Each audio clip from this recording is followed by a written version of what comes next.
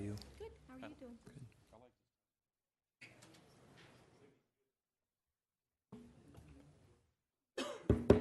Good evening, everyone. We will call the Monday, April 7, 2014 City Council meeting to order. First order of business is the roll call. Charlene. Estes. Here. Peterson. Here. Lewis. Here. Doyle. Here. Wright. Here. Scott. Here. Nordstrom. Here. Roberts. Here. Clayton. Here. Lorente. Here. We have quorum. Thank you. We will now recognize Pastor Dave Canan from Fountain Springs Community Church to deliver our invocation. Everyone please rise. You are welcome to participate, but not required. Let's pray. Heavenly Father, we thank you for this beautiful sunny day. Lord, we thank you for the privileges and the blessings that you give us each day. We thank you for constantly providing for us. But Lord, this meeting, we just ask that you be a part of it. Lord, I pray that you fill up every one of our leaders with wisdom and discernment as they crave it and need it. And Lord, may every decision, every moment, just glorify you and make you very happy. But God, we just submit this meeting to you and ask that you bless it. And then may it be all about you. We pray this in your wonderful name. Amen. I pledge allegiance to the flag of the United States of America and to the republic for which it stands, one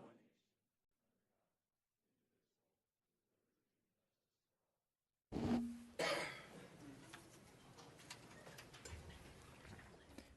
Thank you, Pastor Dave. We will now proceed with the adoption of the agenda. Bear with us. There are several changes to make to tonight's agenda. We will first would like to clarify item 57, and the date on item 57 says the 11th, but it's supposed to say the 14th. I'm going to read that item into the record on the way it should read. Item 57 is to request the mayor to authorize staff, that word changes to authorize staff to investigate Ronna Graham's concerns regarding the city roofing permit process and inspection process and bring back a recommendation to the May 11, 2014 Legal and Finance Committee meeting. Somebody's cell phone went off and will owe us donuts next time. So, all right, so now we've clarified that. Item 58, we're also going to clarify. Item 58, we're going to add the words vision fund in front of undesignated cash to be clear that the undesignated cash that we're talking about is not for the regular unencumbered cash or undesignated cash, but is specifically meant to apply to the vision fund undesignated cash. So I'm going to read that new item into the agenda or into the record. Acknowledge update on Roosevelt 50-meter pool and Horace Mann leisure pool, and to approve request for reallocation of $1.5 million from Vision Fund undesignated cash for fiscal year 2014 for Horace Mann Pool Vision Fund project. I will go to Council President Jerry Wright. Mr. Wright. If it's okay with the council, I'd like to move item 67 to item 3A, has to do with the Civic Center. We will move item 67 to be after item 3. Item 67 to be after item 3. Any further additions or changes to tonight's agenda? Seeing none, do we have a motion to approve the agenda with changes noted? Motion by Lewis, second by Laurenti. Any discussion? Seeing none, all in favor say aye. Aye. Opposed, motion carries. We now have our Ward 1 Citizen of the Month. So if Tor, Genesis, and his family, Justine and Marita, along with the Ward 1 council members, could come to the front, please.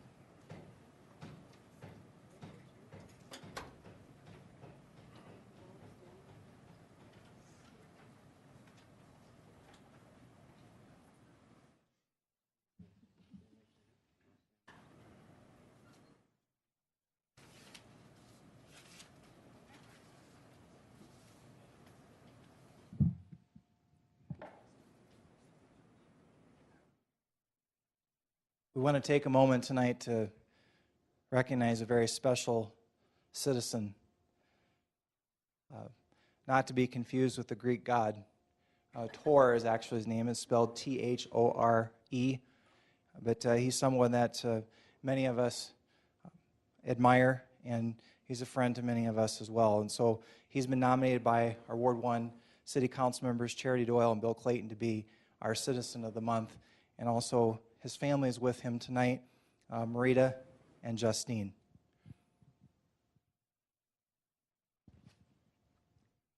Tor Jensis was born in the city of Ås in the southern region of Norway, December 31st, 1968. He came to the United States in 1994 to pursue a degree in mechanical engineering at South Dakota School of Mines and Technology. While a student, he met his wife, Justine, on March 1st, 1997. She remembers that day vividly as they met on her mother's birthday. With a new love in his life, Tor decided to remain in South Dakota. He earned his master's degree in mechanical engineering and graduated in 1999. After graduation, he worked in engineering support at SCI, a large electronics manufacturing plant here in Rapid City. He and his team designed and fabricated over 2,000 special tools used in the manufacturing processes. He and Justine were married August 17, 2002, the union of two indomitable spirits who do not know the meaning of cannot. In May 2007, Tor left SCI to work at Lehman Trikes in Spearfish, South Dakota, where his engineering expertise was again used to design and fabricate special tools used in their manufacturing processes. In December 2008, Tor and Justine made a long trip full of emotion to China, where they spent 3 weeks and returned home with their beautiful daughter, Marita. And she's showing us just how beautiful she is. In January 2009, Tor was offered a position at Legend Air Suspensions Incorporated in Sturgis, South Dakota, where he continues to work today as a product engineer. In August 2009, on a typical hot summer day in South Dakota, Tor was engaged in his favorite pastime, riding his dirt bike in the hills with some good buddies after work, something they did every Thursday afternoon. This Thursday did not have a typical ending. Tor was thrown from his motorcycle as the front wheel washed out. He made an effort to miss nearby trees, but crashed head-on into an unseen stump and suffered a broken neck.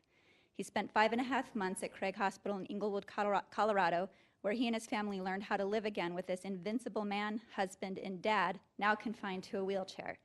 They suffered setbacks with repeated operations to fuse vertebrae in Tor's neck, infections, and a pulmonary blood clot, but that indomitable spirit and a small army of dedicated helpers has always seen them through.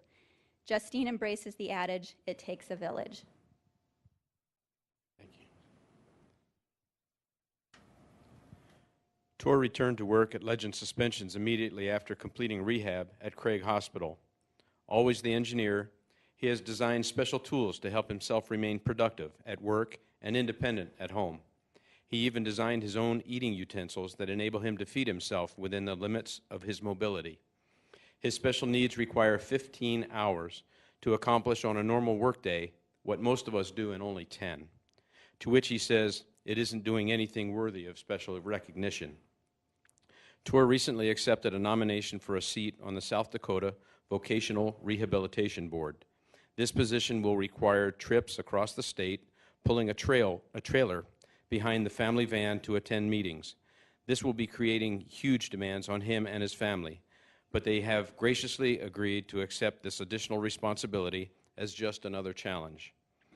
Tor views it as an honor and an opportunity to give back as he represents others with disabilities from his firsthand experience and endeavors to make a positive difference for those who have, in many ways, been forgotten, left out, or even mistreated by those with all of their faculties.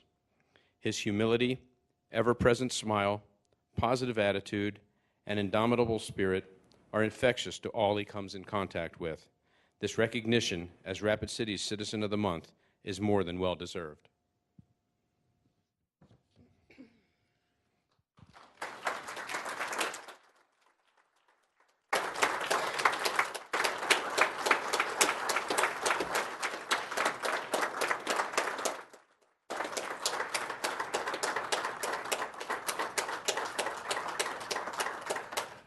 Well, first of all, thank you. Again, we probably feel like we haven't done anything special. We have a little bit more challenges than most in the regular day, but and of course they're focusing on me. But it's my family first, the most. It would not be possible without my wife. And everybody else around us. I don't even know how to put it. Troy, I want him to recognize. Troy, will you come up here too? Troy works in Spearfish, and he comes to my house every morning, and drives me to work, drops me off at Spearfish, no, in Sturgis, and he goes to Spearfish, and the other way around, coming back home. Something he didn't have to do, something he didn't have to offer, knowing that it's every day. His days could have been shorter without me, but again, it takes a village to do what we do. Friends, people are there for you. They are. Rapid City is a great place when it comes to those things too. I don't know how to even, I don't know if there's any other place in the world that has the people we have here that's stand up for you. Justine, I don't really know what else to say than thank you. We're not that special. We just do what we do. We just do what we need to do. If people feel we are an inspiration, that's great, and I hope that's true.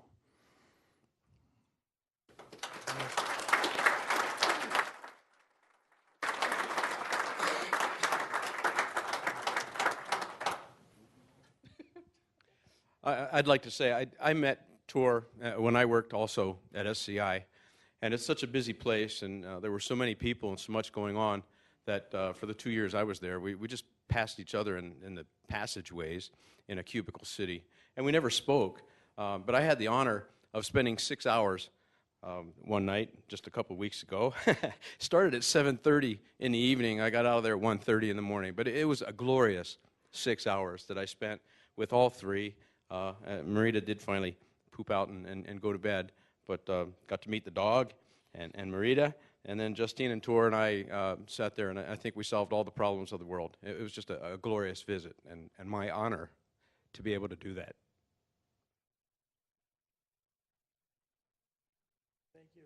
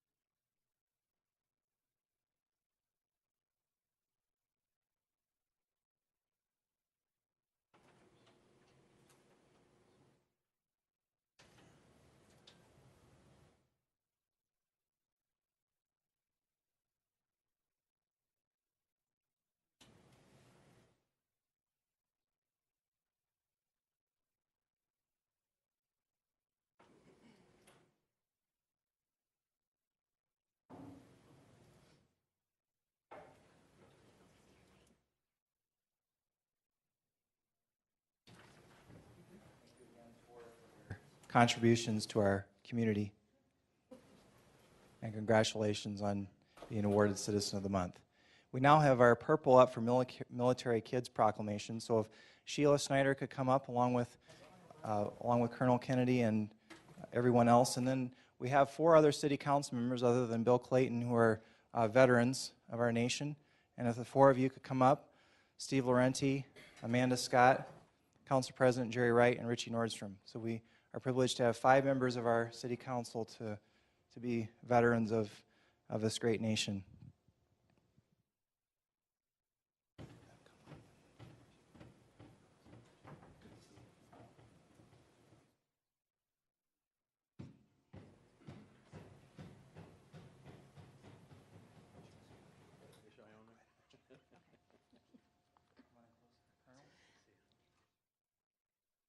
Thank you very much. Good evening, Mayor Quaker and members of the Rapid City Council and guests. My name is Sheila Snyder, and I'm the South Dakota State Coordinator for a program called Operation Military Kids, or OMK, as you may have heard it out in our community. I appreciate the opportunity to be here tonight to speak to you about the importance of this month as it pertains to our military youth and community. In 1986, then Secretary of Defense Caspar W. Weinberger designated the month of April as a time to recognize and honor military children for their many sacrifices and struggles, as well as their countless contributions to our nation. Here in South Dakota, for the last 7 years, our governor has recognized this important time by signing an executive proclamation proclaiming this month as Month of the Military Child. And again this year, Governor Dugard has signed the proclamation. During the month of April, I believe starting on Wednesday, we will have purple lights all lit up in the rotunda of our state capitol showing support for our military kids and families during the rest of this month. In communities all across our state, special activities and events are being held to honor and celebrate military kids this month, and one of these special events is called Purple Up for Military Kids Day, and it is being held on April 15th in honor of the nearly 7,500 military youth in our state. This is the third year that OMK has promoted this event across our nation. It's only been going on now 3 years, and so on this special date, OMK is inviting and encouraging everyone to participate by wearing something purple as a way to give a tangible salute to these young heroes. Why purple, you might wonder? Well, purple is the color that symbolizes all branches of the military, combining Army green, Coast Guard blue, Air Force blue, Marine red, and Navy blue. It is OMK's hope that everyone will take this opportunity to show our military kids how much we do appreciate them. Tonight, Mayor Quaker will be signing a proclamation making April 15th Purple Up for Military Kids Day right here in Rapid City. In 2013, Mayor Quaker signed the proclamation as well as in 2012, and he was the only mayor in our state to do so. This year, along with our mayor, we have nearly 25 other communities across the state signing proclamations as well as the awareness of the special day continues to grow. So before our mayor signs this year's proclamation, I'd like to turn the microphone over to Colonel Kevin Kennedy, commander of the 28th Bomb Wing at Ellsworth Air Force Base, and to also thank Major Tracy Heiser, who is the Deputy Director of Soldier and Family Support Services, and also her son Joseph is with us tonight. Also to Chad Cannon, who is the student liaison officer, school liaison officer from Ellsworth Air Force Base. And I want to thank Mayor Quaker for his support and appreciate the time you've given me to share with you some information about the OMK Purple Up story. And so, Colonel Kennedy, if you would like to take the microphone. Thank you. I didn't know I had an option. Sheila asked me to come forward and present this to you, sir, on behalf of all the council members now, and she's also going to hunt you down on April 15th to make sure you're wearing it. But here's the IRS will be hunting you down. Exactly. Well, a few people might be after you that day, but it's just the Purple Up for Military Kids Day 2014 shirt that Sheila's been pushing across the state just to raise awareness. And Sheila, thank you for all your efforts. And sir, it's no surprise that Rapid City led in South Dakota. You've been a tremendous support for the base and for our families. And when we come back here, our kids are always welcome back into the communities. And we have a lot of folks that retire here and raise their kids here, but for the Guard and for the active force across the state, thank you for your leadership in this area as well. So thanks. Appreciate it.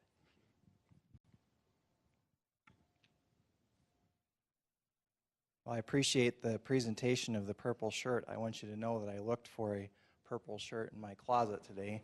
This is the closest that I could get to, so somewhat close to purple on the color chart, but this is closer. So before I read the proclamation, if we have anybody else in the audience who's served in our military, if you could please rise if you're able. Anybody else? All right. Let's give them a round of applause. Thank you.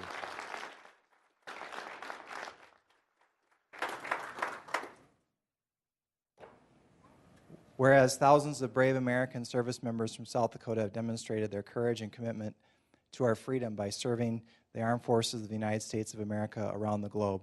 And whereas a great number of these soldiers, sailors, airmen, and Marines have left families with children behind while serving.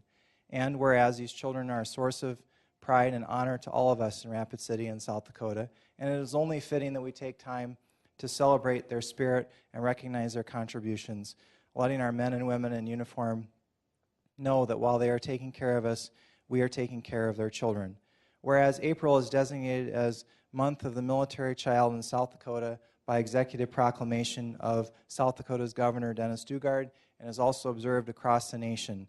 And whereas a special day in the month of April is in order to salute our military children, to provide local support to military children and their families, many of which are in our own backyards. And whereas Purple Up for Military Kids Day allows citizens of our city to pay tribute to military children for their commitment, struggles, and unconditional support of our troops. Because when parents serve in the military, their children serve too.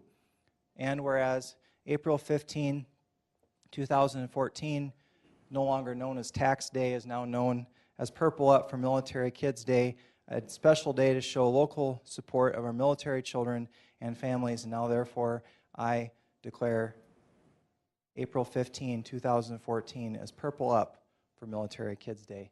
Thank you very much.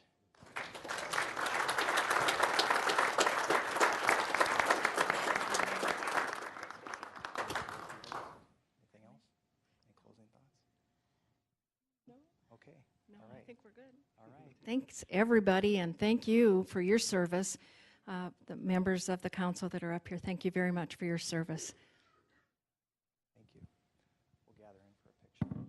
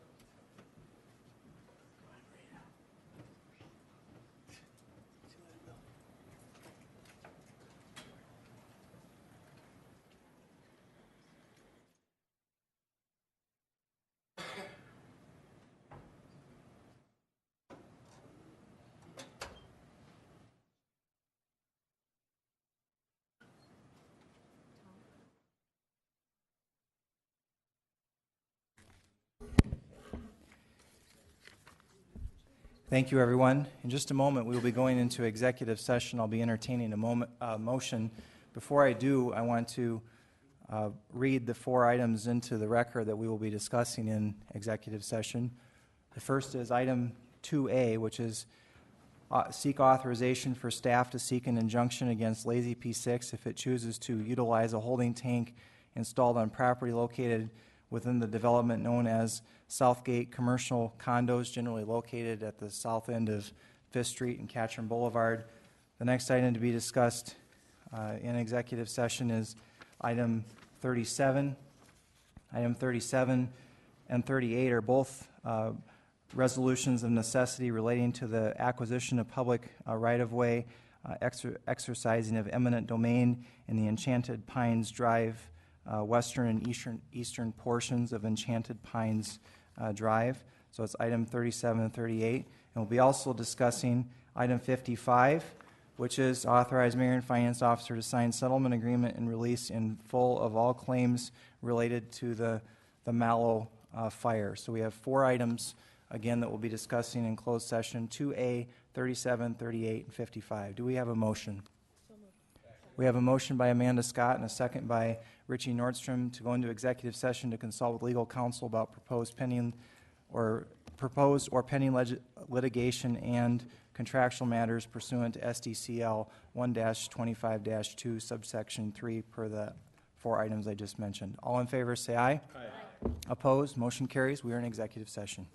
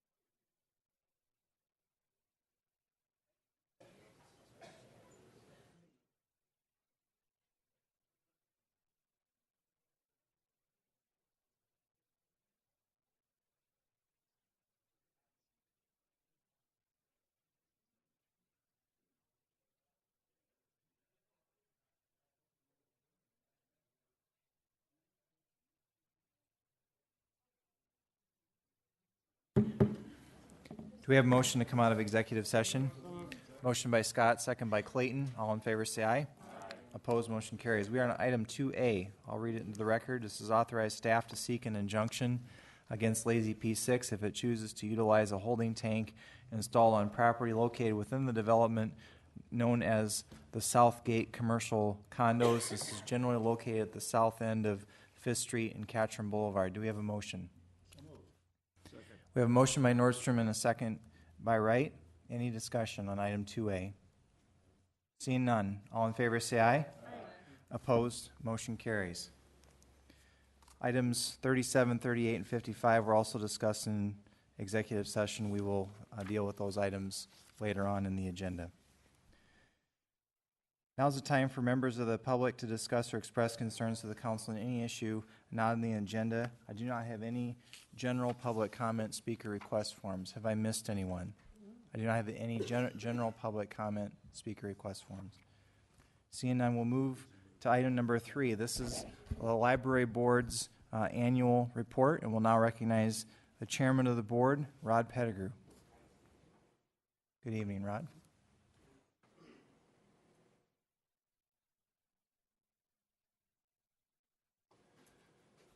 Good evening, Mayor and Council. I'm Rod Pettigrew, and I'm Chairman of the Rapid City Library Board of Trustees. Joining me tonight is Mary Ann Rohr. She's Vice Chairman of the Library Board of Trustees. We have Terry Davis, who's our Assistant Director of the Library, who was our anchor in the storm and brought us to where we are today. And then if you haven't met Mr. James McShane, he's our new Library Director. And I've been told that man can speak 27 languages, play 21 band instruments all at one time, walks on water, and his day job is our new library director. I want you to know Jim is not only an asset to our library, but he's an asset to Rapid City, and he's an asset to our region. I've been very impressed with what I've seen him do so far, and we're just excited to have him on board and take our library to bigger and greater things. As you folks know, this is the time of the year where we come before you for our annual review and present to you what the library's done in the past and where we want to be headed in the future. Before we get into too many of our numbers, I'd like to review some of the things that we've accomplished this last year and many of the opportunities that we are making available to the residents of Rapid City. First of all, I'd like to thank the residents of Rapid City for their support for the library, and to you, the City Council, for your continued support. I'd like to recognize the entire library staff. If you ever get down there, they're amazing people. They're energized. They're there to help. Everyone from the people at the front desk. Carlos and his team do a great job in maintaining the city's facilities. And the office staff and Jim and Terry do a great job. And then the library board of directors, we all work hard trying to make the best use out of the money that the city provides us.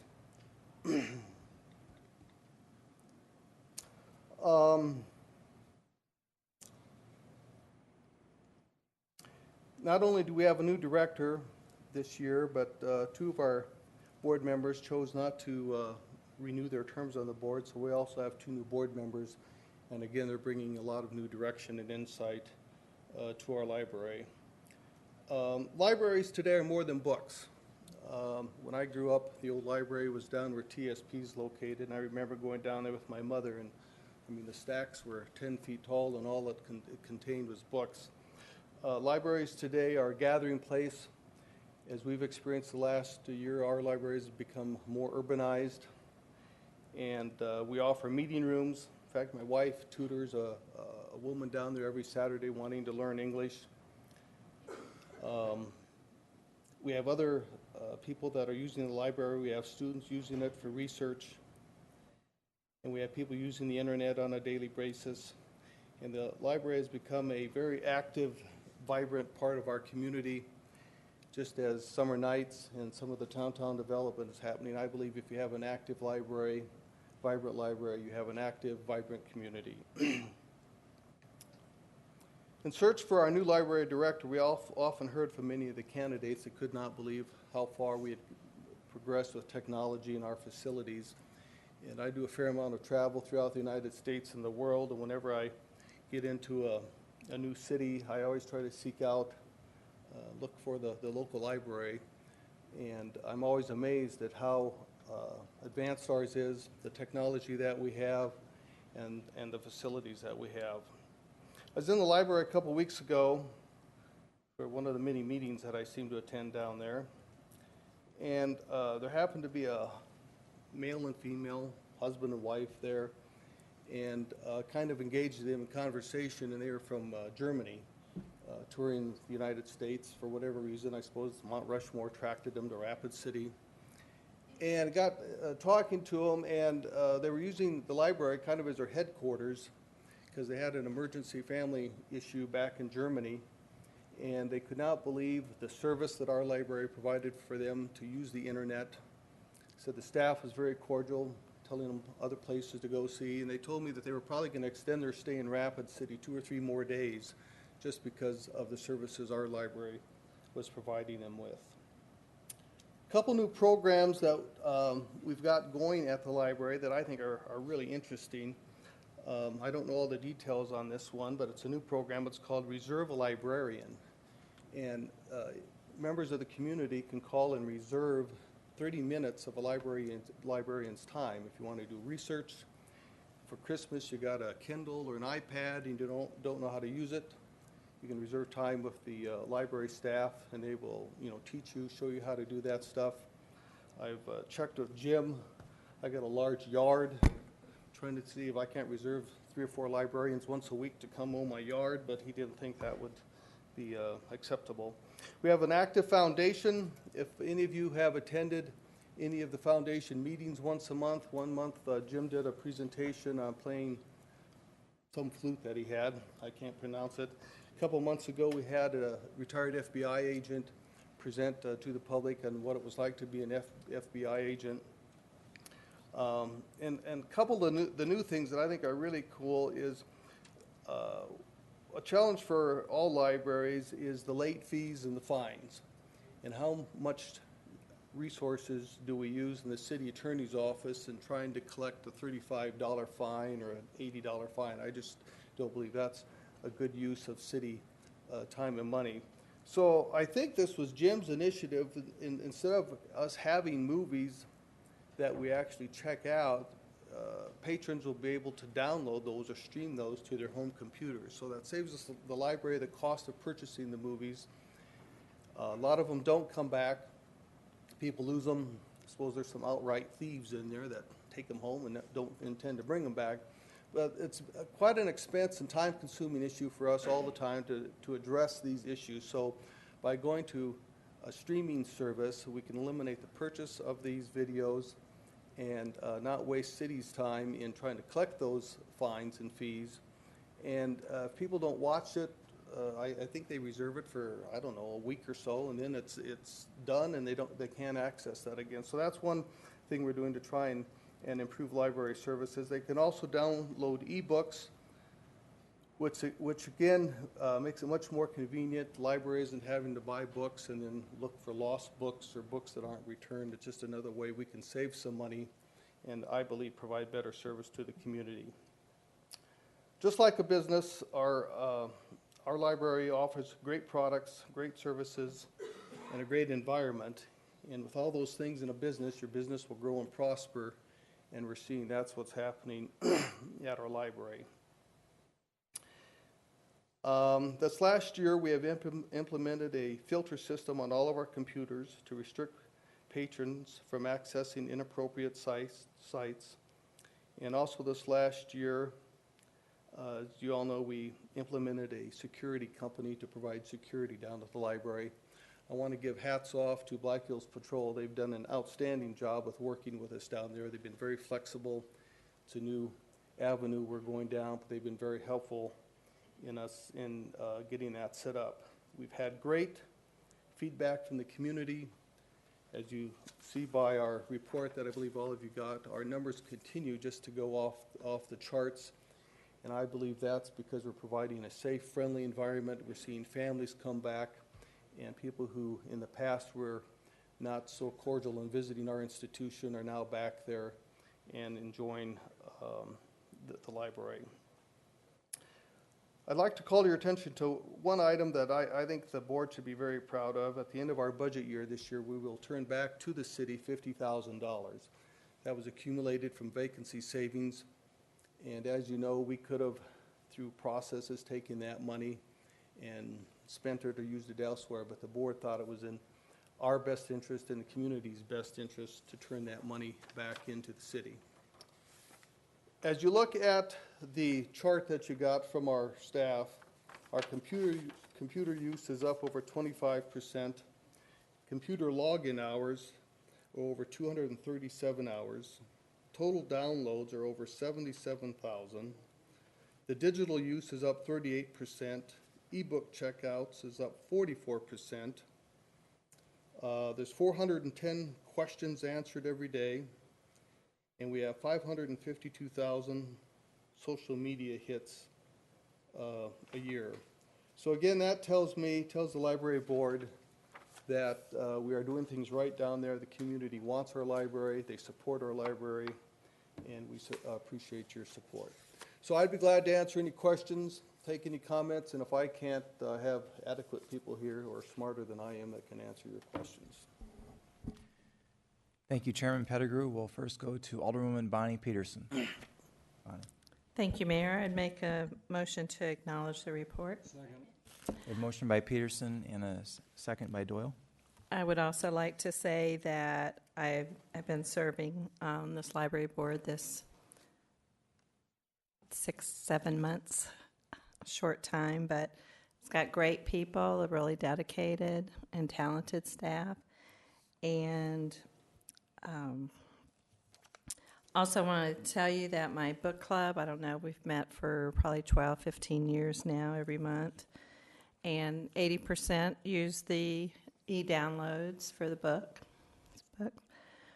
I will do that. I just haven't gotten around to it yet. So I'm one of the holdouts. And one nice feature is that they can, and I want people at home to know this, is that the library even allows people to make recommendations of what books to bring in. And so some of the people in the book club have requested whatever book choice was and was able to get it at that time. So I think that's pretty cool. Way for the public to kind of put their influence into the library system, and I believe you can do all that just online. So it's pretty cool. And I guess I have nothing else to say except come to the library. Lots of fun activities there. You could have heard about psychopaths and sociopaths, how they're both predators and CEOs. It's a great system. Thanks. Why did you look at me when you said that? Mayor, I looked at everyone on the council, not just you. All right. We'll go to Richie Nordstrom. Thank you, Mayor. Rod, please convey to the staff as well as the new director, Jim McShane, to thank the staff for building the Black Hills Knowledge Network. I even used it up here at times, and I thank you for that resource. It's a tremendous asset to the library, so thank you. Thank you. Thank you. Any further discussion? I want to thank you, Rod, for your service to our community. I know the library board hasn't been as quiet as I promised it would be when I appointed you to the board, but you've done a tremendous job, and the rest of your board as well. So thank you very much. We'll go to Chad Lewis. Thank you, Mr. Mayor, and I just want to once again thank the library for taking all the steps they've taken to make it a much better place, more family-friendly, and instituting the things like the filters and things. When I brought that forward, I didn't want to make a big issue out of it when it happened, but glad to see it did go forth, and see there's been a lot of other corrections taken down there that's made it a lot more family-friendly. And sorry? Yeah, well, a lot of good things going on down there. I'm really happy to stay going on, so I appreciate your efforts. Thank you very much. Thank you, Chad. Any further discussion on the motion on the floor? The motion is to acknowledge item number 3 on the annual report. All in favor say aye. Aye. Opposed? Motion carries. Item 67 has been moved up to be right after item 3, and I'll briefly read that into the record. It's report on Civic Center cost estimate and financing options.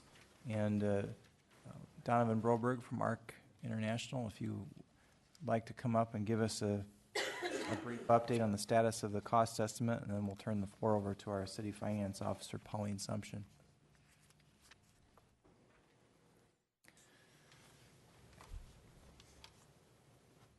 Thank you, Mayor and members of the City Council. Glad glad to be here tonight to basically report quickly on the status of the project. Really, we started this venture just a little over 6 weeks ago, so we're just embarking into the overall process that will be guiding you throughout this summer and into the fall season. We have laid out a project schedule that involves public input, and just shortly after getting our contract signed on February 18th, we had a planned stakeholders focus group meetings on February 20th. That was our kickoff meeting. And then basically towards the end of every month, we now have scheduled a public forum and other focus groups. The last one was held March 27th, giving introduction to the project and gathering more public input. The next one is scheduled for April 24th. That topic will be goals and preliminary concepts. People will begin to see the emerging design options. May 22nd, that date is intended to bring the funnel a little bit further down, and we'll be looking at the alternate concepts intended for potential development. Extending a month later to June 26th, we will be presenting at a public forum and focus groups a preferred concept development. And then on a date to be determined in latter part of July, we do intend to bring forward the final recommendations. Of course, our groups, ARC International, along with construction manager Skull Construction locally, are working with Crawford Architects out of Kansas City and Mortensen Construction of Minneapolis. This is a very daily grind for us, and we're in full swing. We have, in addition to those public forums, we have had a chance to meet with probably about 10 different focus groups so far, including a variety of groups, and getting networked into areas of public concern like the schools and downtown Destination Rapid City downtown work groups, etc. Currently, we have a variety of looks to this project. Of course, we have three primary components, one being the repurposing of the Don Barnett Arena, and along with the primary purpose of an expanded venue, and then the third primary component is parking. And we have gathered significant input. We expect to learn more. But there are a variety of options and ideas being put into this, and we're basically right now we have a matrix of three primary different configurations, and to handle all the multi-purpose options that we have. Those three configurations are also combined with three different locations on the site, on the campus, and so that matrix, we hope to see that funneled down to a couple of preferred concepts, and then ultimately, and that would be by the May 22nd public forum, and then ultimately June 26th public forum, we would basically be down to the preferred concept development. So we kind of go from about 9 to about 4 options to about 1 overall, and our cost estimates that Mortensen Construction and Skull will be working on really follow those. Those will begin to emerge at the late May meeting, and certainly at the June meeting. So we just want to kind of report that's kind of our process of narrowing down many options, many ideas, and how the costs will follow in suit with that. And with that, I believe Brian probably has some additional information. Thank you, Donovan. We'll go to our City Finance Officer, Pauline Sumption. Thank you, Mr. Mayor. Attached to the agenda, there is a memo from the mayor outlining an ad hoc working group. We are actually meeting on Friday for the first time to get together and start looking at some various funding options. With the project this big, being a finance person, I tend to look at what we currently have and where we can get revenue for funding for something like this with the sources that we have, and very much inside the box thinking. And so my hope for this working group is that we can look at some other options that are outside the box thinking. We have some business people on the committee, economic development. Brian and I are on there. The list is included in the memo. There's about 9 people right now. I told the mayor this morning I have another name for him that I would like him to consider as well, but we haven't had that discussion. Once we start looking at the options, we really want to vet them, looking at the pros and cons, and laying those all out for the council to look at more closely. We don't feel that we should be telling you specifically where to go, how to do it, but we want to give you as much information on the options that we come up with as possible, and that is the goal of the committee itself. So I will not take credit for coming up with this idea. It was a little bird in my ear kind of thing, but some good ideas from that person, so I appreciate that. All right. Thank you for the discussion and the presentation. Do we have any comments from the council or a motion? We have a motion by Lewis to acknowledge and a second by Peterson. Any discussion? Seeing none, all in favor say aye. Aye. Opposed? Motion carries. Richie, I kind of cut you off. I didn't see it till, is that okay, or can we? I'm just asking to see if we can't get one additional Thursday meeting moved, or an additional meeting moved from a Thursday, because all of the meetings that are lining up on Thursdays that we have over the next 4 or 5 meetings, they happen to be on the same night, the North Rapid group, and they're a very active group, and they're very interested in this project. So I'm just asking to see if we can't get an additional meeting because of that conflict. That's a very fair question, and if we could get an update at next week's, Pauline, if we could put this on next week's Legal and Finance Committee meeting, and get an update from on some other options for additional meeting times to accommodate. We have people that aren't available on Thursday nights, and so yes, so we can just get no, but we could put it on next week's Legal and Finance meeting for an update. All right. Okay, thank you. Charity Doyle. Okay, I think I'm hearing the little chatter that goes on up here, and there's some confusion as to which, is it the meetings that the consultants are leading? The consultant meetings. Okay, then we could put that request in with the consultants. I don't know that it would need to come through Legal and Finance.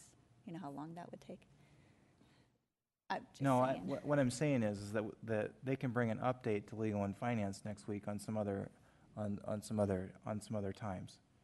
So, is that all right with you guys? I mean, I'd rather not bring the original meeting times through Legal and Finance is what I'm saying. So no, what I'm saying is, I'm just trying to move the process along by saying bring some additional times to the Legal and Finance Committee meeting for give the council an update next week on some additional times that might work. So for an informational item rather than for informational item on Legal and Finance. Thank you.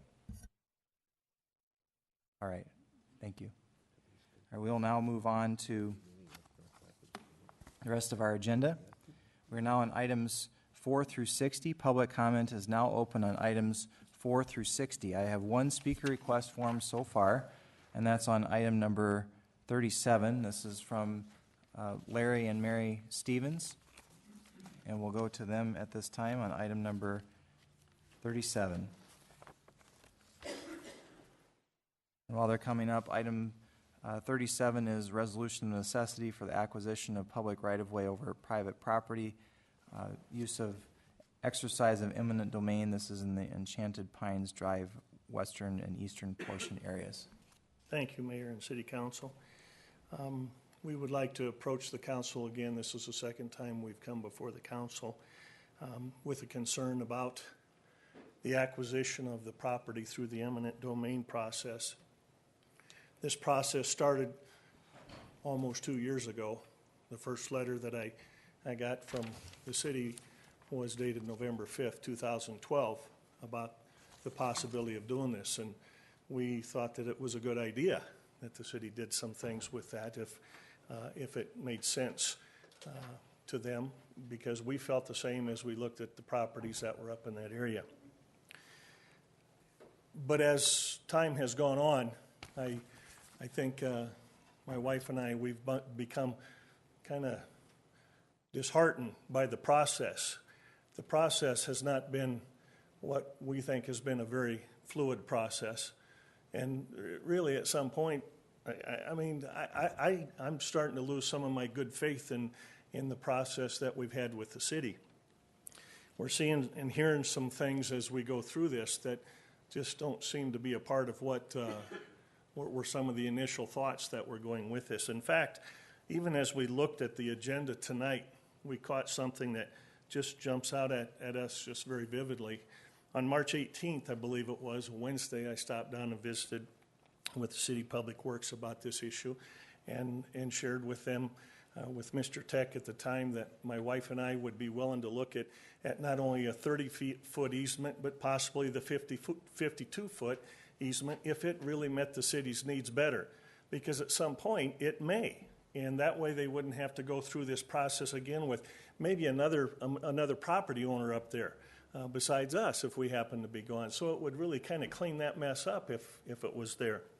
And so, as we finished up, he heard my concerns and then said, well, I will pen a letter to you here in the next few days and get that letter to you with what we discussed and what we can maybe do through this. And then shared at the end, said that we can do this two ways, either as an easement or a public right-of-way. And I shared that I felt that we would probably lean towards the easement, but I would like to go home and visit with my wife about that. He shared the difference because I asked him what the difference was, and so I told him I thought it was easement. He had shared with me on that occasion as well as other occasions that the city was not in the business of building roads, so the city would not build a road down through that area. That would be anybody that wanted to develop it, that would be their cost and their expense. And I says, I understood that several years ago, a couple of years ago, when I had talked to the city about maybe doing some things up there with that property. And so we see on here tonight on number 37, a resolution of necessity for the acquisition of public right-of-way over private property for the purpose of constructing a street. Now, I was given definite information that wasn't going to be the case. We're not happy with the process. I would hope that you would pull this off. I get the letter on Friday from the city that says in a tone that I guess I maybe read the tone in. I encourage you to take this letter to an attorney for review and consultation. I get it Friday when I get home from work, and I'm supposed to do that today before the city council acts on it. I'm sorry, I see my time is up, but we are not happy with the process, and we would hope that you would consider pulling that off of the docket for tonight. Thank you. Thank you very much, Mr. Stevens. We do not have any additional speaker request forms on items 4 through 60. Have I missed anyone? Okay. Public comment is now closed for those items. We're now on consent items 4 through 60. If council members would like to remove any items for separate consideration, if we could please remove items 20, 35, 36, 37, and 38, 20, 35 through 38. Are there any other items that need to be removed? So far we have 20 and 35 through 38. Seeing none, do we have a motion to approve the balance of consent? Okay, we have a motion by Doyle and a second by Lewis to approve items 4 through 60 with the exceptions of items 20 and 35, 36, 37, and 38. All in favor say aye. Aye. Opposed? Motion carries. We are now on item number 20, and we'll go to our esteemed Public Works Chairman, Richie Nordstrom. Richie, if you could read this into the record for us. That doesn't have anything to do with vapors now, does it? And I'll make this in the form of a motion to authorize staff to advertise for bids for automated fuel card system for rapid transit at an estimated cost of $150,000, and that's my motion, Mayor. We have a motion by Nordstrom. Do we have a second? And we have a second by Estes. And to clarify, Richie, this is not for a fuel card system. This is for fuel. And so we just want to make sure we're all clear that this is for fuel. Mayor, if I may, just to point out, this is just for that system and not installation of any tanks or pumps or anything like that. It's just the management side of the system. So we'll go to our finance officer. Thank you. Pauline Sumption for clarification. Pauline. Thank you, Mr. Mayor. Basically, what they're doing is going out for bids for a fuel card. The city as a whole went out for proposals, I believe it was in 2007, for the same thing. We use Right Express, and we can basically fill up at any station in town or throughout the state and get about 40 cents off of the pump price. So because the transit system is under a federal grant, they said that's too long ago, and you need to bid it out again for that purpose only. And so we are going out to bid for the transit system fuel card purchasing system. But we're getting fuel for that. Correct. So when you say system, what does it include? There will be a card, like a credit card, in every vehicle with a code that they have to input into the credit card pad at whatever station that they're fueling up at. And then they will bill us, they will give us reports, that's basically a credit card for fuel purchases only. So this doesn't buy any fuel. This is, it's a prepaid. It's like a credit card that can only be used for fuel purchases. That's their estimated fuel purchases for the year. Yeah. Okay. Yeah. We're buying fuel, not a system. Correct. Through a card, like a credit card. Okay. Thank you. Very right. Alderman Wright.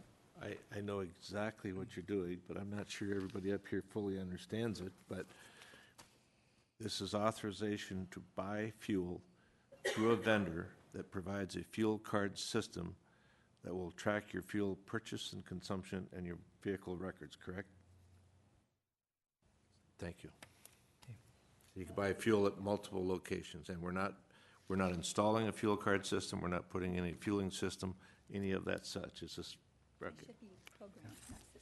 The word system has created a lot of confusion. All right. Richie Nordstrom. Mayor, and if a question for Pauline, and just to kind of clarify one more little minor point. There are also some administrative fees within this, because once we give the employees the credit card, they're issued that credit card with a PIN number, and that all has to be tracked. So there will be some administrative costs within this as well.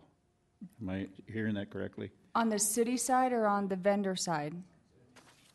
The vendor builds it into whatever the proposal is. Thank you. So we don't pay them anything other than the bill for fuel purchases. Correct. Now, Jenna Miller over in the street department tracks our current system. I'm not sure what the plan is for transit, if Jenna will be tracking all that as well. She gets she does gets all the reports from our current system that we have. So there's going to be some staff time involved depending on what information Public Works Director Walter Stork needs.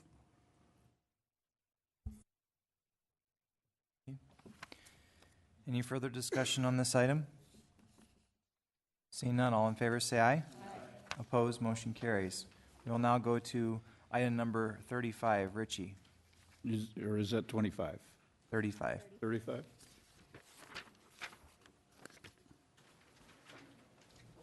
Mayor, item 35 is to acknowledge the correction to comments made to Councilwoman Bonnie Peterson and Public Works Director Terry Walterstorff at the February 25th, 2014 Public Works Committee meeting. Reference Lazy P6 Land Company, and I'll yield the floor. The floor has been yielded, and we'll go to Alderwoman Amanda Scott. Amanda. Thank you, Mayor. I'd like to make a correction to the way this was read because I believe at the Public Works, I'm the one that made the original motion on this. The applicants did not appear before Public Works for this item, and so therefore my motion at Public Works was to acknowledge the request for correction to comments made by Councilwoman Bonnie Peterson and Public Works Director Terry Wolsterstorff. And if I could have that correction, that's the same motion I'd like to make. Okay. Do we have a second to your motion? Okay. We have a motion by Scott and a second by Laurenti. Any further discussion on this? Everyone understands the motion? And the applicants, are the applicants here tonight? They're not here? Okay. All in favor say aye. Aye. Opposed? Motion carries. 36, Ritchie. Thank you, Mayor. Item 36 is to acknowledge a request to confirm city commitment and schedule for MP 203, reference Lazy P6 Land Company Incorporated, and I'll move to acknowledge the request. This is a motion by Nordstrom and a second by Laurenti to acknowledge, not to approve, but to simply acknowledge the request. Correct. And take no further action at this time. Charity Doyle. Thank you, Mr. Mayor.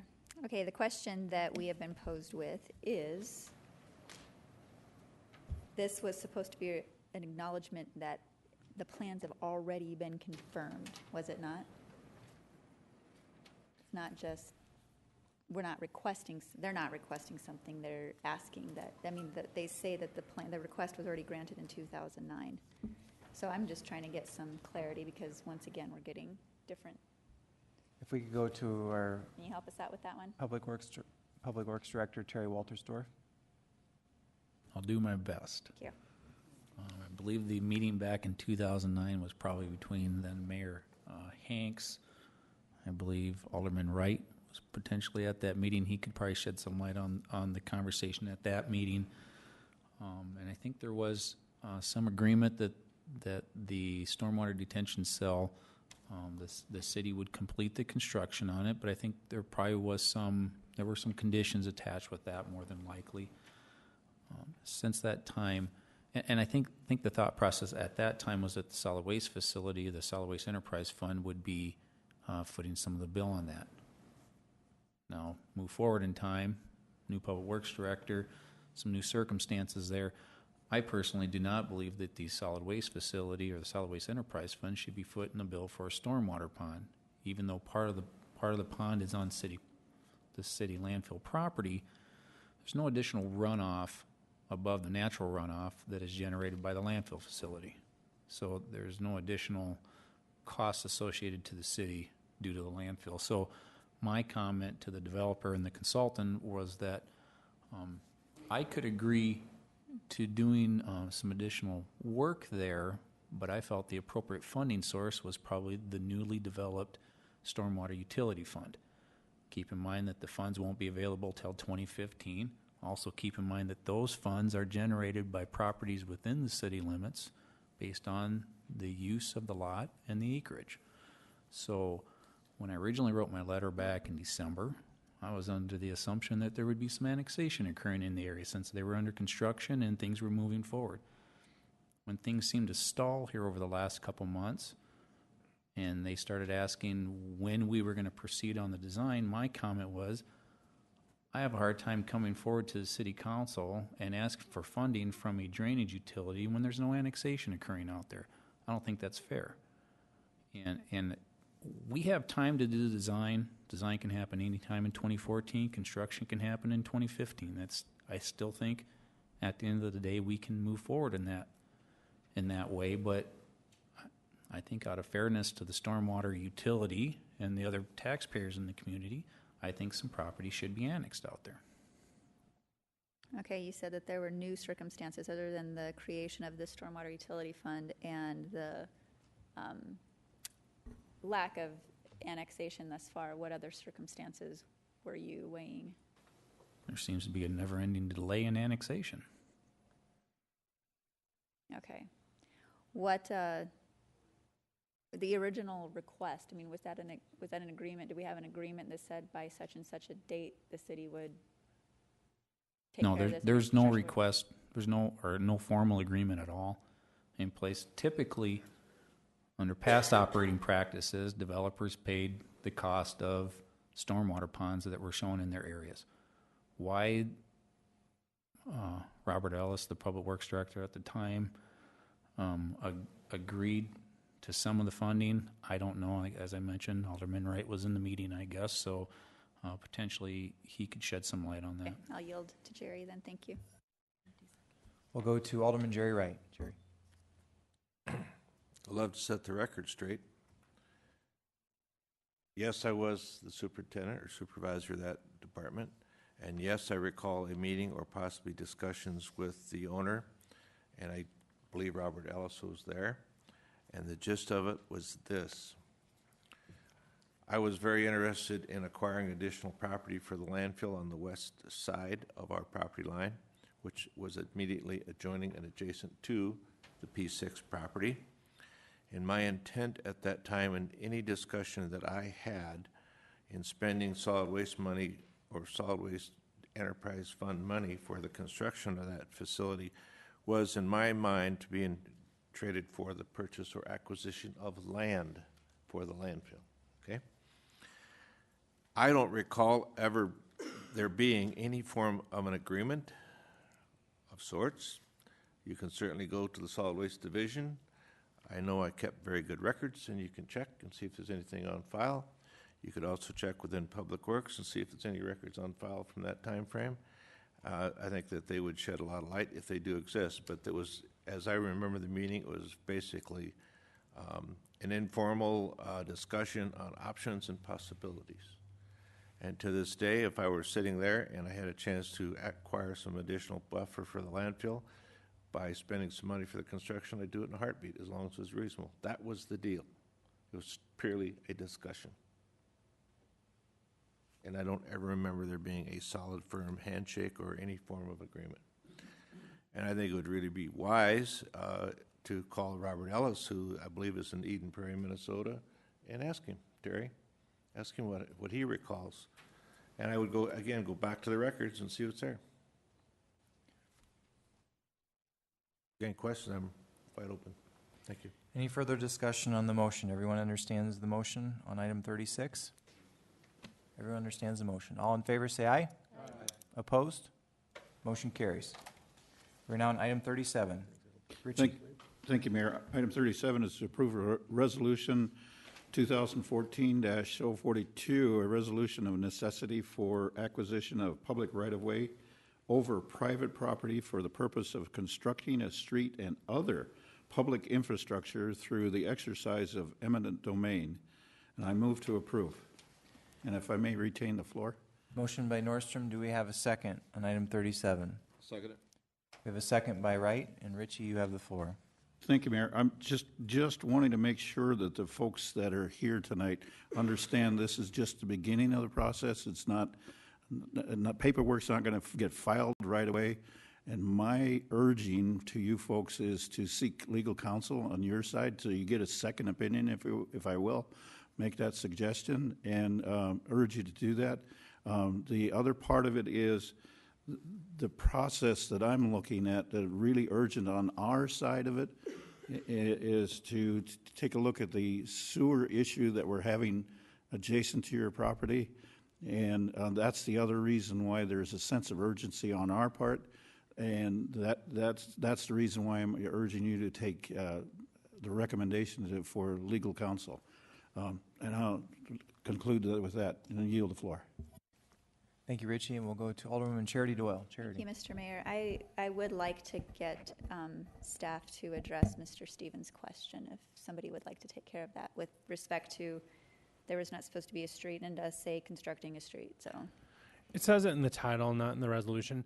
I will say that my office probably had a lot to do with that. When Public Works came to us, I know their initial intent was to just acquire an easement, but even though we may not go out and build the street right away, which I think is what Dale Tech was trying to convey, I'm sure Dale was worried that if we said we were acquiring the right-of-way, there might be a belief that we were going to go out and build the street. Well, that isn't the case. But when we looked at it, there was a slight difference in the price. Rather than acquiring only an easement and then potentially later having, and you know, Mr. Stevens alluded to it, and then having to come back in 10 years or 15 years, something's changed, and we decide to build that street connecting, because there is only two lots there now. They could potentially subdivide and maybe get another lot or two, but it might not be worth it with the street and infrastructure costs to do that. So who knows if there'll ever be a subdivision where we'll get the right of way. But in case we need it, because there is if you look, there's a dirt trail there. I just was being cautious and said, you know what, if we're going to acquire the interest in the property now, I would rather not acquire a partial interest. I'd rather get the full right of way in case at some point we need it, so we don't essentially have to buy it twice, buy the easement once, because there really wasn't a significant difference. I've asked Wade, I think if these folks are willing to, I'd be more than happy if you can give me a few minutes. I don't think there's anything on the agenda that am needed for. I would be happy to sit down and talk to these folks for a little bit and hopefully try to alleviate some of the concerns. Thank you. Any further discussion on the motion for item 37? Everyone understands the motion. The motion is to approve the resolution. Seeing none, all in favor say aye. Aye. Opposed? Here. Motion carries with 1 no from Charity Doyle. Item 38, Richie. Thank you, Mayor. Item 38 is to approve a resolution 2014-041, a resolution of necessity for the acquisition of public right-of-way over private property for the purpose of constructing a street and other public infrastructure through the exercise of eminent domain. And that's my motion. Motion by Nordstrom and a second by Laurenti. Any discussion? Seeing none, all in favor say aye. Aye. Opposed? Here. Motion carries with 1 no from Charity Doyle.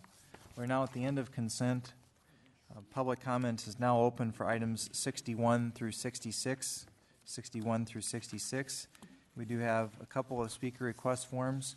We'll first go on item 61, which is the texting ordinance, or the anti-texting ordinance. The item 61 will go to Ron Sasso for comment on this item.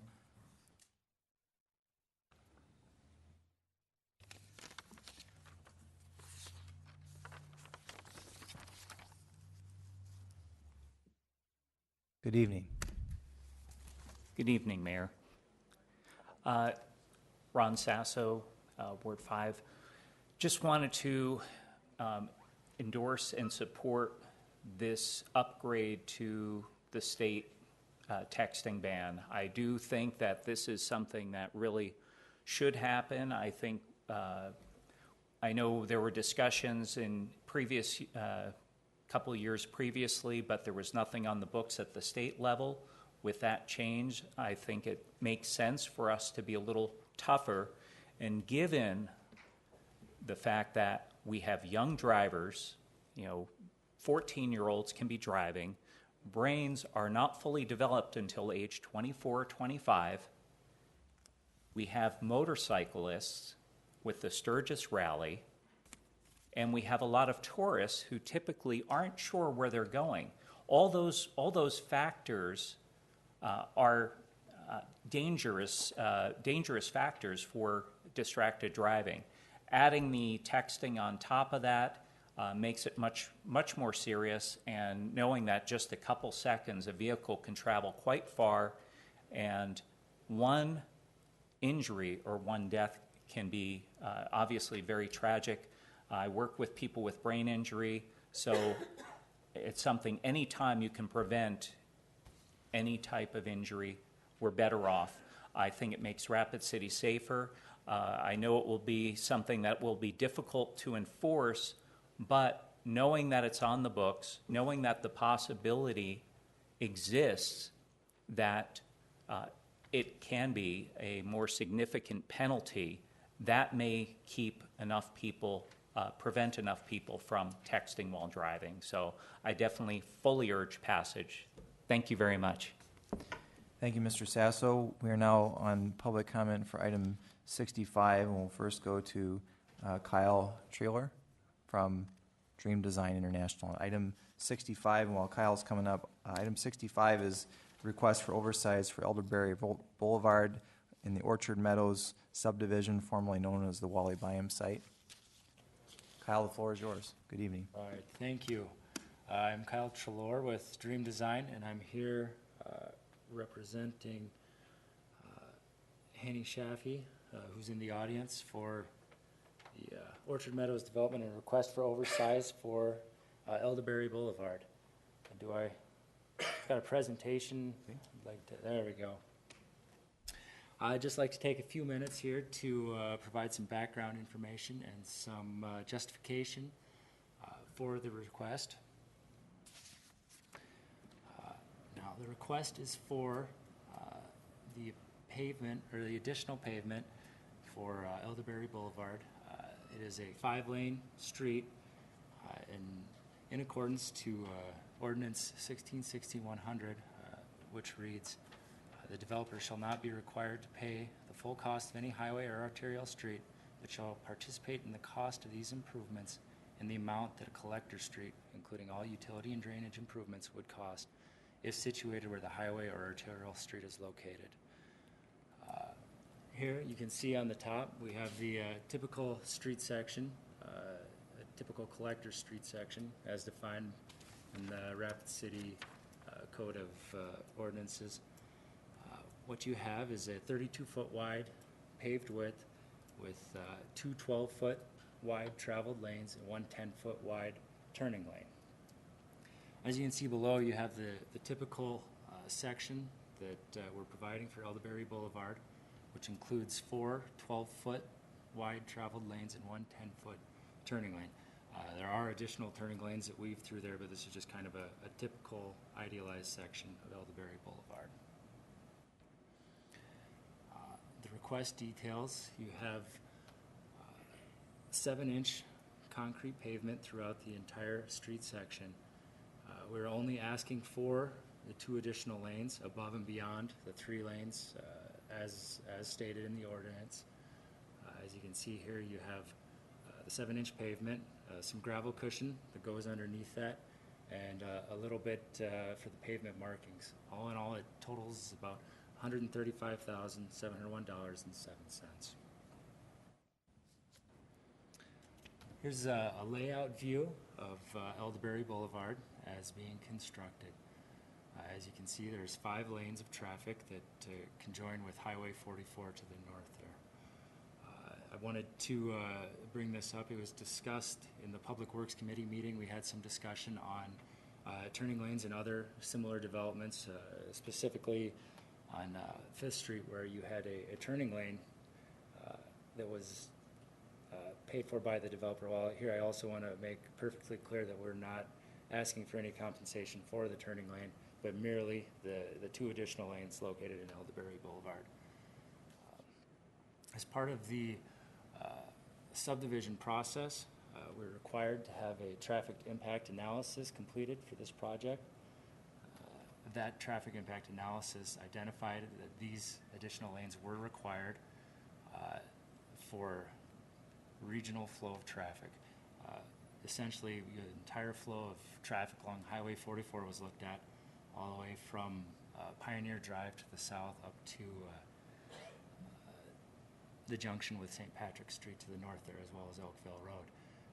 The street is intended to serve multiple pieces of property, including property set aside for a 20-acre park in Rapid City, owned by Rapid City, future office commercial, which is currently owned through a life estate called the Latto property. And we're also providing additional access for the adjoining subdivision to the east, where we have Pioneer Drive, and we have an unsafe situation, really, where you have over 80 structures served by one access point. I'll try to wrap this up real quick here. We've got the master plan just as kind of a reference point, where you can see we have a mixed use, a multifamily, commercial, over 140 lots, city park, and future office commercial. A traffic study identified and did counts on all of the regional major intersections coming into Highway 44, including St. Patrick Street, Elkville Road, Pioneer Drive, and Jolly Lane. In addition, it identified over 17,000 vehicles per day of traffic generated throughout the entire site. There's multiple other examples found in Rapid City where The developer was not required to pay for the full 5 lanes of traffic. As a matter of fact, I don't think a developer's ever had to pay for a full 5 lanes of traffic. Here's one example with Mall Drive, where you have basically one property owner that had a full Kyle, if you could 5 wrap lanes up your comments, please. There'll be opportunity for provided questions for and them. answers later. So. Which is very similar to the traffic counts here, which match Orchard Meadows. I can take any questions, essentially, if you have them. Thank you. We'll now go to Hanny Shaffey, also on this item. Good evening, Mr. Mayor and council members. I think Kyle did a good job, but I'm here for any questions that you may have in addition to what he just mentioned. Thank you. Thank you. We will get to that item shortly, and there'll be opportunity for questions from council members at that time. We do not have any additional speaker request forms for items 61 through 66. Have I missed anyone? Seeing none, public comment is now closed. We are on item 61, and we'll go to our Legal and Finance Chairman, Chad Lewis. I'm not esteemed? You are. Okay. Item number 61 is the first reading of ordinance 5988, an ordinance to prohibit certain use of handheld electronic wireless communication devices while driving in the city of Rapid City by adding section 10.12.410 to the Rapid City Municipal Code, and I move approval. Motion by Lewis, second by Wright. Any discussion? Item 61. Alderman Bill Clayton. Bill? Thank you, Mr. Mayor. And if I may, I'd like to pose some questions to the police chief. Please. Chief, I'm just wondering, I agree with this, and I certainly agree that it enhances safety, and to make it a primary offense, put some teeth in it, and I think I'm stealing your words there. But I'm just wondering about enforcement. You know, I carry a Samsung Droid. It takes a button push to wake it up. It takes a swipe to get its attention. From there, you select the phone. If it's not in the keypad mode, there's another button push that it would take, and then as many as 10 digits to place a phone call.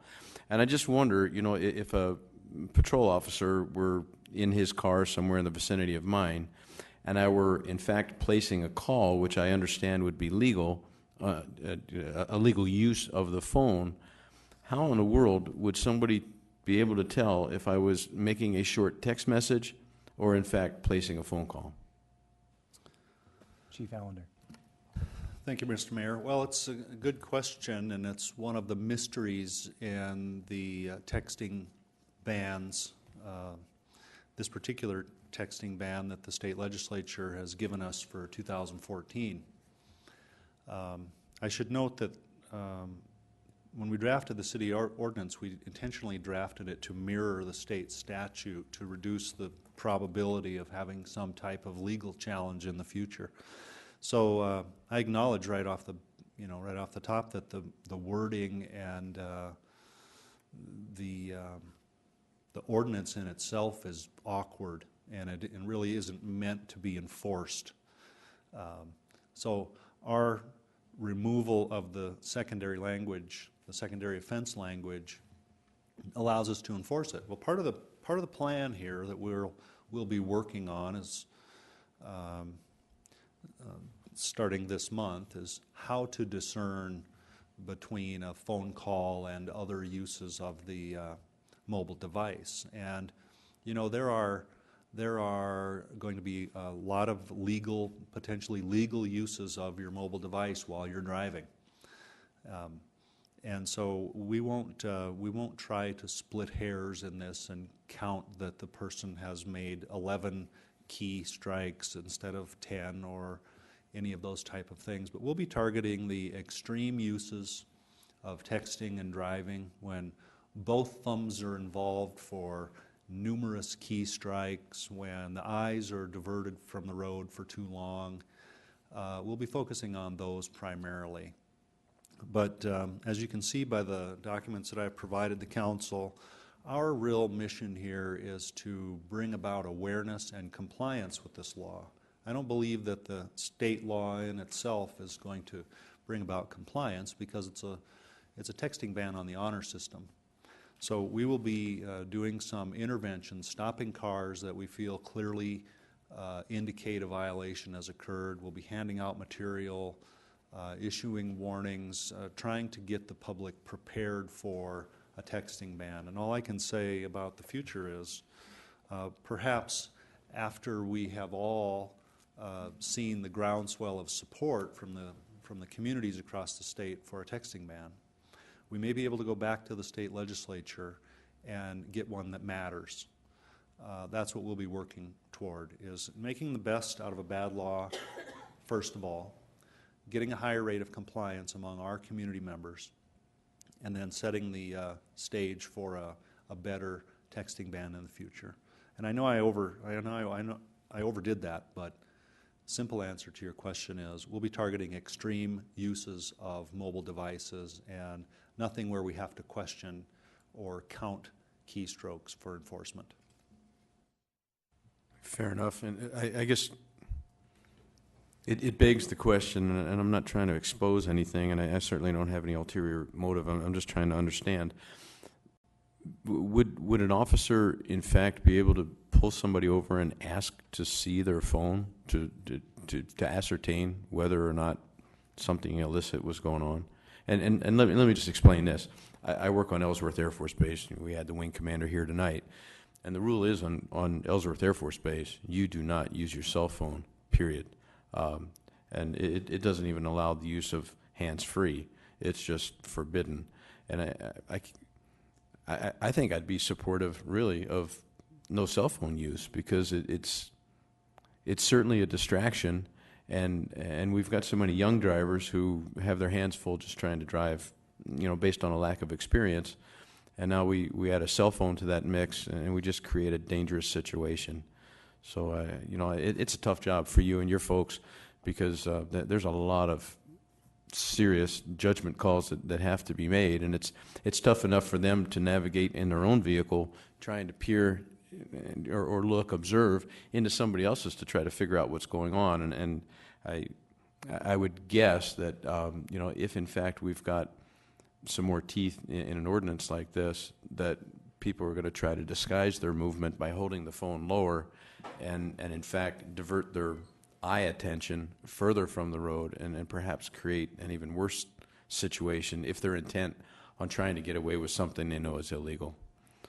So Did you have a question for this? I don't know what the question is. I guess it just goes back to my original question. How can we enforce it? It's going to be tough. Well, the answer to your question is yes, we can ask the driver to see their phone. Whether or not they allow us to see it's another story. But this is a campaign about public safety, about bringing about awareness. There's not going to be any close calls for us on enforcing this. And I think ultimately, if we want to take this seriously in the future, we're going to have to move the state legislature to allow a little more restriction. Sometimes government is good, and there are folks in the legislature who think that it should never be used to regulate people. We see right in Rapid City, in our great little town here, we see a couple thousand accidents a year that if they're not caused by texting, they're caused by other things that are equally as silly. So we're just doing what we can do to try to make it better. Thank you, Chief. I'll yield the floor, and I appreciate your efforts and your team, too. Thanks, Chief. Thank you. We'll go to Alderwoman Charity Doyle. Thank you, Mayor. Maybe we could get you to author a companion program to have little pullouts every half mile so people don't have to break the law. I am kidding. When we talk, though, about teeth, can you give us an idea, Chief, like teeth to dollar, what's that going to hit people once it's out there and the public promotion phase is over? What's it going to cost somebody for this violation? The state law is a $100 fine. We've included a sentence in this ordinance to make the fine consistent with whatever the state law is, so that would be our expectation that it would be a $100 fine. Okay, and if that changes, then it automatically changes here I would as think well. so, yes. Okay, thank you. Go to Alderman Richie Nordstrom. Richie. Thank you, Mayor. Chief, it seems to me that the state is giving you a very difficult task in the law that they passed.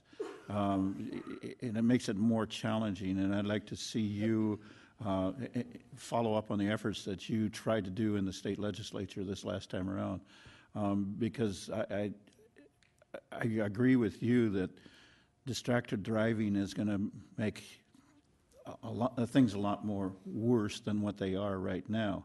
And if this puts it into a secondary offense, and after an accident has taken place, the $100 fine is pretty much a minor issue in the whole scheme of things.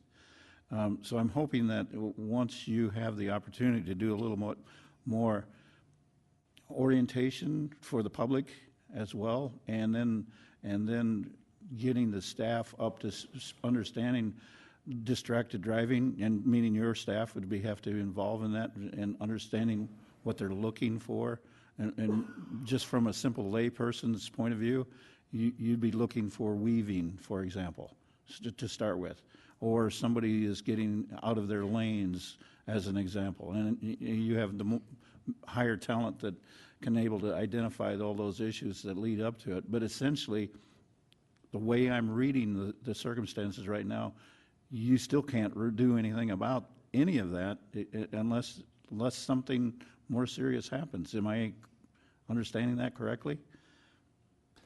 Well, that's how the state law was engineered, to make it so something has to happen to justify a traffic stop before this violation can be addressed. That's what we're hoping to avoid with the city ordinance. And in the future, we will continue to lobby Pier to provide their citizens with some meaningful legislation that can make our roads safer. Thank you, Mayor. And thank you, Chief. And I think in my opinion, the state has kind of tied your hands on this whole thing. On one hand, they're saying they're giving you a little bit more latitude, but it just looks like they've tied your hands, because when you start getting into this distracted driving, there isn't much more you can do with it. So let me know if I can help you out. Thank you, Richie. We'll go to the esteemed junior Ward 3 Alderman Chad Lewis. Oh, I'm sorry. I was texting. No, I want to thank the chief for bringing this forward, because I think it's imperative that we do something. I think anybody that's against it's kind of living in a la-la land. I mean, anybody who's up here that's campaigned on the corner and wave signs, people going through those intersections are not paying attention. Half of them are on their cell phones texting away. I mean, I can't tell you how many times I've almost been ran over on a bicycle or something. It just makes complete sense to do it. I'm about as individual rights guy as you're going to find, but you don't have a civil right to drive down the road distracted. I mean, that's just something that people need to get their mind around. It isn't like you have any right to interfere in somebody else's pursuit of happiness or life. So I think that I'm about as libertarian when it comes to those kind of things as it is, but when it comes to this kind of thing, I think it's just really the most common sense thing I've seen in a while, and I really appreciate you bringing it forward, sir. Thank you. And good luck on your time in Tahiti or wherever you're going. Thank you. Brad Estes. Thank you, Mayor. I think this is a great place to start, and I applaud you, Chief Ellender. You know, I look at this a little bit like, I guess, I call it generational peer pressure. I mean, like the seatbelt law, we argued back and forth whether or not, you could tell if somebody had their seatbelts on, but I didn't used to wear my seatbelt, but then when I had kids, my kids said, "Dad, that's against the law." Because of my kids, I wear my seatbelt, and I think it probably take a generation. Of course, seatbelts, the handheld devices are more technological, so there might be something different. But I could see where my kids' kids are going to make sure that they don't text, and it just seems to me like it takes kind of a generation to say, that's not acceptable behavior anymore. And anyway, I'm going to support this. Thank you. We'll go to Alderwoman Bonnie Peterson. Thank you, Mayor. Mayor, I'm recovering from a cold, so if I lose my voice, just move on. So we'll do that. Feel free. I agree with Alderman Estes that I think this is mostly an educational process, in that when parents are teaching their children to drive and are supervising their drive, we really need the support of the law to teach the child to minimize their distractions while they're driving. And then, of course, vice versa, the children will teach the parents. And I want to thank Chief for bringing this forward. And at the end of this year, I'm going to be 60, so I will no longer be in my youth. And I know that I started texting this last year, and I went through a stop sign. And because there is, well, it really mortified me because, you know, I consider myself with it. But as a nurse, I know that when people get older, they start losing a little of their synapsing. And so, anyway, it really mortified me because we're going to also be having older, it's not going to just be the kids texting, us older folks, you know, people are going to start trying to text in their 80s for the first time. And so that is going to be also a big thing. So, I mean, in reality, distracting using your cell phone is a distraction also, but the fact is, texting takes more time and effort, so it's much more distracting. So I appreciate, Chief, another example of why you've been so superior here at the city. Thank you. Thank you, Bonnie, and your admission of guilt will be entered into the public record as well. So Charlene's already informed me she has it in the minutes. So we'll go to Steve. We'll go to Steve Laurenti, Alderman Steve Laurenti. Thank you, Mr. Mayor, and I support this ordinance as well. I wasn't planning on speaking, but all of the examples being said here, but really I had one other thing to say, and the main reason I support it is because the overwhelming majority of our citizens who do text are also law-abiding citizens. And so if we have an ordinance, those people, you know, some of those people will put it down because they're law-abiding citizens, and that's what we do. And so to me, that's the largest part of why I support it. And of course, with the chief and his staff and their ability to do what they do in educating the public, I'm quite sure it will be successful long term. Thank you. Thank you, Steve. Nice tie. Any further discussion on item 61? At least I didn't refer to you as Senator Paul Simon from Illinois. So, anybody remember him? Wore the bow ties all the time? All right. Any further discussion on item 61? All in favor say aye. Opposed? Motion carries. Item 62, Richie Nordstrom. Thank you, Mayor. Item 62 is a request by Fisk Land Surveying and Consulting Engineers Incorporated for Robert and Stacy Cheddar for a preliminary subdivision plan for proposed lots 2A and 2B of Dom subdivision, a property generally described as located at 6664 Dark Canyon Road. And I believe the applicants wish to withdraw this request, so therefore I'll move to acknowledge the request.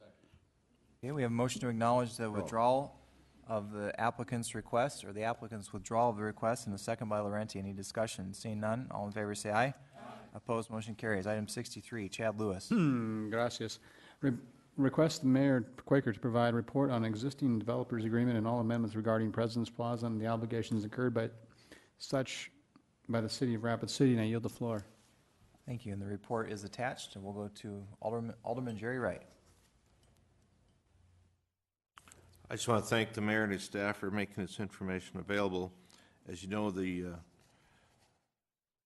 action of recent weeks or so have put us back into the original agreement, and I just want everyone to have a copy of that because I know not everybody had a full, complete set.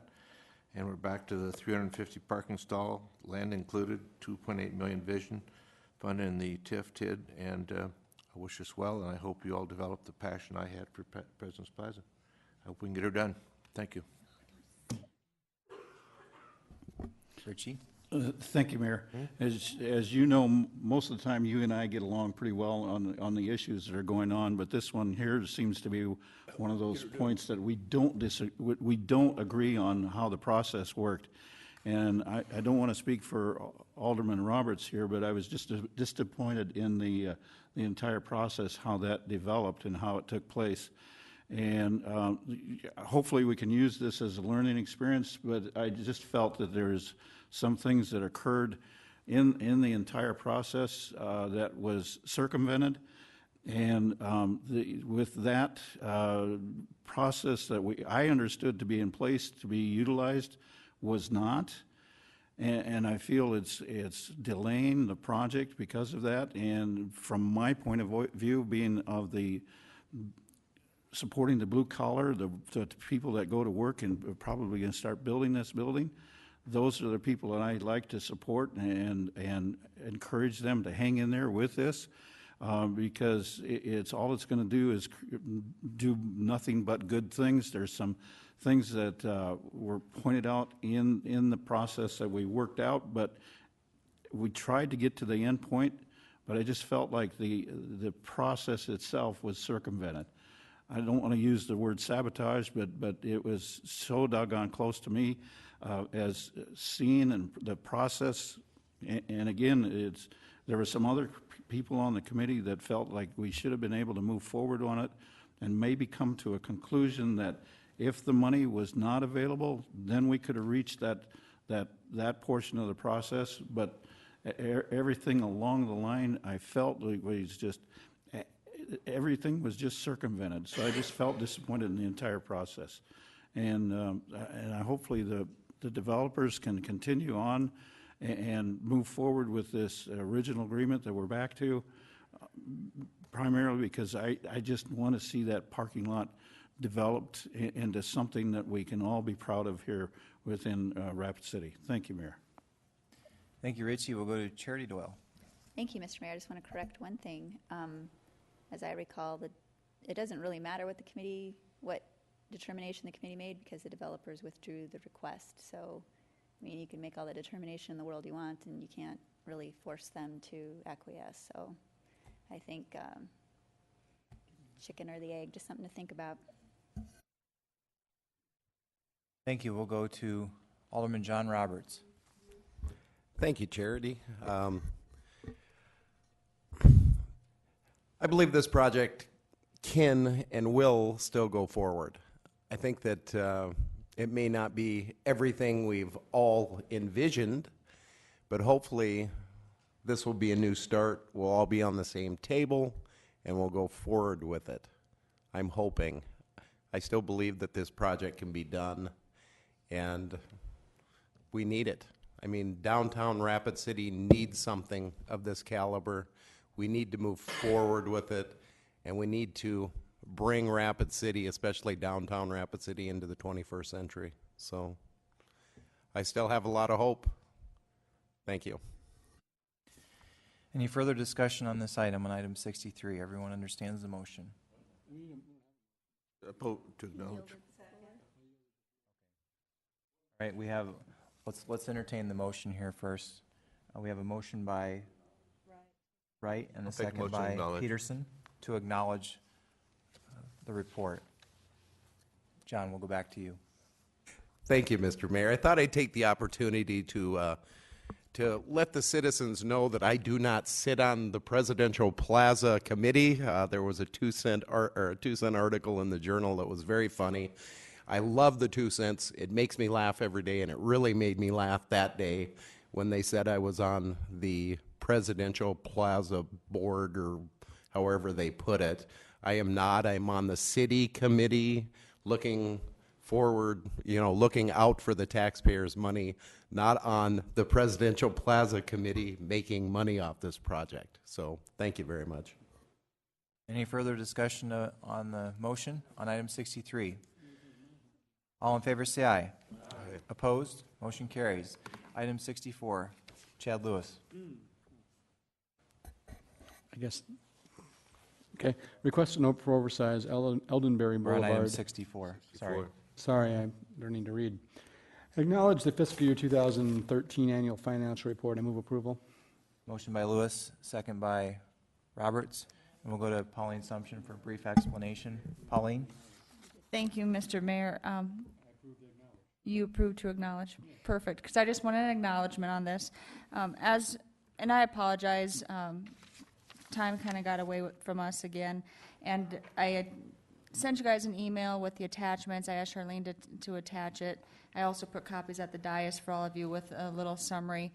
basically, state statute requires a finance office to give you a report at the first meeting in March. We are able, under certain circumstances, to request a 30-day extension, which we did, and we brought to the council so that you guys were aware that there was a 30-day extension that was granted. With a city the size of Rapid City and with a limited staff, quite honestly, we will never have a 100% complete, ready for the auditors report to go by the first meeting in March, or even the first meeting in April, really, considering our various timelines. So what you have before you is a very rough draft. This is no way final. There's some big adjustments that will need to be made. There's some cash things that are manual entries at the end of the year, payables, receivables, fixed assets, the typical adjustments that haven't been made. So the acknowledgement is required, again, by state statute. We are continuing to work on this so that the auditors, when they come in May, they have a complete set of financial information, and then they will bring it to you when they are done with their audit. But there will obviously be adjustments between now and the time that you guys see that. We'll go to Amanda Scott. Thank you, Mayor. May I ask Ms. Sumption a couple questions, May. please? Thank you. So, Pauline, since the size of Rapid City is always going to, and it has in recent years, and according to what you just said, it's always going to cause a problem, is there any way to have the rough draft within the time frame so that we don't have to ask for the 30-day extension, since it's always going to be adjusted and tweaked because we can't get it done by the March deadline according to statutes? Absolutely. The reason we asked for the extension this time, quite honestly, is because of new staff members that were hired on at the end of September. And so we knew that there was going to be an adjustment period for that individual to learn our process, learn our software. In addition, we started doing additional work within the office to segregate some duties, so that way we could hopefully alleviate one of the audit comments, because we used to get written up because I did most of the work and nobody reviewed my work, and it came to you guys and nobody really could understand the questions to ask, being there's so many different funds and so many different aspects of it. So we started now where the grants compliance and financial reporting manager prepares the adjustments. I review them. If corrections are needed, I give it back to him to make those corrections. I review them again, and then they go to Tracy Davis, the deputy finance officer, to actually post the journal entries, so that way that the auditors know that we are looking at the work and it's not just happening. Now, I say that with a caveat that tomorrow and Wednesday we are doing our Tyler Technologies Munis software kickoff. So we will have new software and probably dual systems come 2015 for the 2014 information. So it may not happen by the first meeting in March next year, but the goal is to get back on track where it happens on that first meeting in March. And then also, just for clarification, you said that the city council would not see another rendition of this financial report until after the auditors are done? Typically they don't. If you would like me to bring something to you before the auditors begin to look at, we can certainly do that. I would appreciate it, just so that we've got a heads up of what the auditors are seeing. So, not a problem. Thank you. Any further discussion on item 64? Motion is to acknowledge. All in favor say aye. Aye. Opposed, motion carries. Item 65. Richie. Thank you, Mayor. Item 65 is a request for oversize for Elderberry Boulevard, Orchard Meadows subdivision, Yasmin Dream LLC, and I move to approve. Second. Motion by Nordstrom and the second by John Roberts to approve. Do we know what we're approving? We haven't. I haven't got the exact dollar in front of me, but if I may do a follow-up, and maybe I might be able to amend my motion with that dollar amount. 135,000. Is that okay? Stand by. What I'm looking for is just make sure I'm understanding everything correctly. I do have some questions if I may Why don't you follow up. withdraw your motion so we get clarification, then it can be offered later, but we need to have specifics before we. If you're requesting the dollar amount, then I'll include that in my motion of $135,007. Yes. $135,701.07. Okay, and that's okay with the seconder? Okay, anything else, Richie? You still have the floor? Thank you, Mayor. If I may explain some of the rationale that I believe that they deserve consideration for this oversized agreement. I was reading over the ordinance a little bit, and we may have the way that I'm reading the ordinance, it has to do with we may participate in the cost of the oversized subdivision, oversized improvements within the subdivision. So that gives us some latitude on that. And then the next part of what I was reading on here is that there is a designation of a commercial street. That is what we're having the discussion about, that is being rejected based on it was a commercial street. And my understanding of the definitions of what a commercial street, what a collector street is, and what a arterial street is, they're obviously different, but in my mind, the commercial street definition doesn't fit in with what we are having this discussion about as far as the five-lane wide road down there.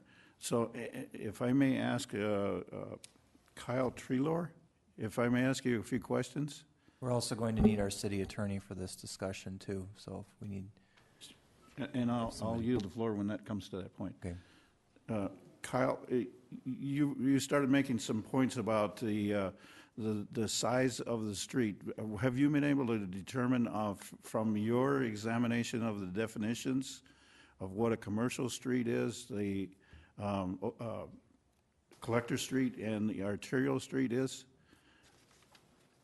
And while you're looking there, I understand the length of the road that you're looking at is a little under 500 feet. We're a little over 500 feet. I do not have the definitions in front of me, but basically, a commercial street, the definition as found in the design criteria manual, is a street intended primarily to serve specifically a commercial area.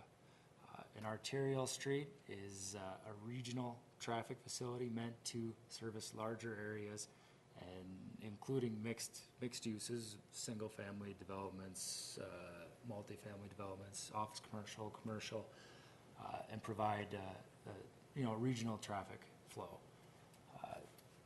Those are the two definitions that And then if I understand correctly, because you volunteered to put forward the rest of the development, it's included in your master development plan, that is partially a partial issue because of this designation for a collector street, the Elderberry Boulevard that we're talking about? Right. I don't think I fully. Well, what you have is Elderberry is meant to serve not only the 3 commercial lots that are currently planted there, or even just the commercially zoned area that already exists there. It is intended to serve areas zoned as single family to the south, large tracts of single family, the office commercial. There's also the parkland, 20 acres designated to the city of Rapid City for trailheads and a future park facility, as well as the life estate of Dr. Lytle. And also we're providing traffic through the Pioneer Street. It's a multiple of subdivisions, but there's over 80 residences that are going to have a secondary access that's, in case of emergency, isn't currently provided on the Highway 44.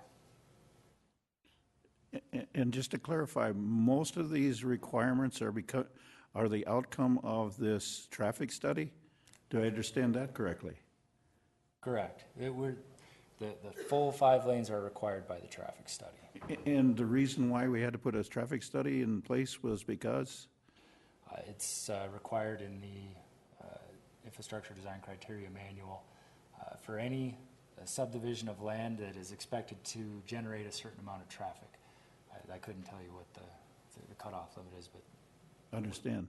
But it is primarily because of our requirements placed upon you to do the traffic study, therefore resulting in the answers or the requests that you're making because of the designations that we have currently in place. Yes.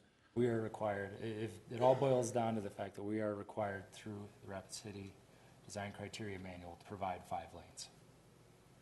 I know during the Public Works Committee meeting, we had some discussion about the thickness of the pavement.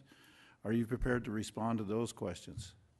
I can. I don't have the presentation up. I had one last slide there. After the Public Works Committee meeting,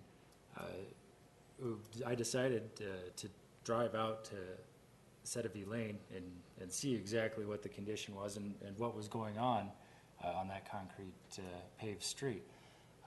Well, we got out there, and sure enough, it is failing in areas. But if you look, I think it becomes quite obvious that it's not necessarily a thickness issue. If it were a thickness issue, there you go. Here you can see in the picture on the left-hand side there, you have, this is looking a long ways down the street, but you have these cracks that are forming right down or close to the center of these panels.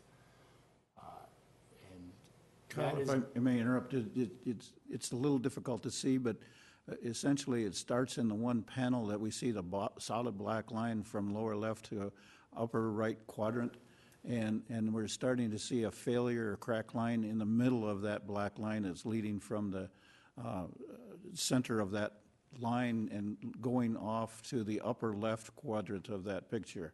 Correct, and it extends through several panels. You can't see it very well, but it runs through several panels. And your rationale for understanding why that's starting to fail? It has to do with the design of the street. It doesn't relate to the thickness. If it were a thickness problem, you'd see a different kind of failure. It has to do with the joint spacing, or you see those thick black lines, the distance that those are from each other. Included on the other side, the right-hand side, is detail from Rapid City, the Public Works Department.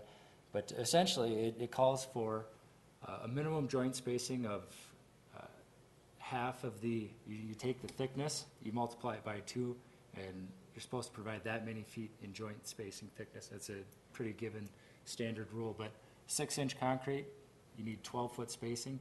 You have over 14 foot of spacing provided here. So it's only natural that it's going to fail down the middle because there is no other spot for it to break. If we could dial, Richie, if we could please dial this into the request for oversizing. I think we're starting to lose the council here, so if we could understand, please dial it in. but I think that's the part of the rationale that was explained to us in the Public Works Committee meeting is because of the thickness of the concrete that they're required to install, but not getting compensated for. And this is the example of why the direction that we're headed. I know there's other people that are losing interest, and I apologize for that, but this is the reason why we need to bring this forward. Thank you, Mayor. We'll go to Alderwoman Amanda Scott. Amanda? Thank you, Mayor. Kyle, I was at the Public Works Committee meeting, and I know that I had made reference to that I would appreciate a more better explanation of why the request for the oversize. I want to commend you on putting this together. Before Alderman Nordstrom started down his track, I was going to ask you if you would please complete your presentation. But first, how many slides? I think you only had like 2 slides is where you left off, wasn't it? This was the last one. I was just going to address the thickness. Then if you, because that wasn't the part where I got, because when your time ran out, I think it was 2 slides before this. Can you back up those 2 slides and finish what you were talking about as far as the oversize? Right there. I'll come back one more. Essentially what we wanted to do is point out the fact that all throughout town and in many other areas, it's very unheard of to have a developer, or has there ever been a situation where a developer has paid for the full 5-width length of payment in a situation like this? There's several examples through town. I just wanted to bring one of them forward, and this is East Mall Drive between La Crosse and North Street, where here you had essentially one owner who didn't have to pay any they didn't pay any money into this particular street. And as you can tell, there's, you got the one owner. It serves a regional benefit, but no money from the developer actually went into the construction of the street. And here is a traffic study that we also had done recently for a similar project, but we were fortunate enough to have traffic counts done on that same section of East Mall Drive. What I was simply going to do is point out that the traffic counts on East Mall Drive are very similar to the traffic counts that you find in our situation, where you essentially have the same amount of traffic existing, well, not existing, but being generated in the future. These are for 2035, so future year predictions, which you would build out to.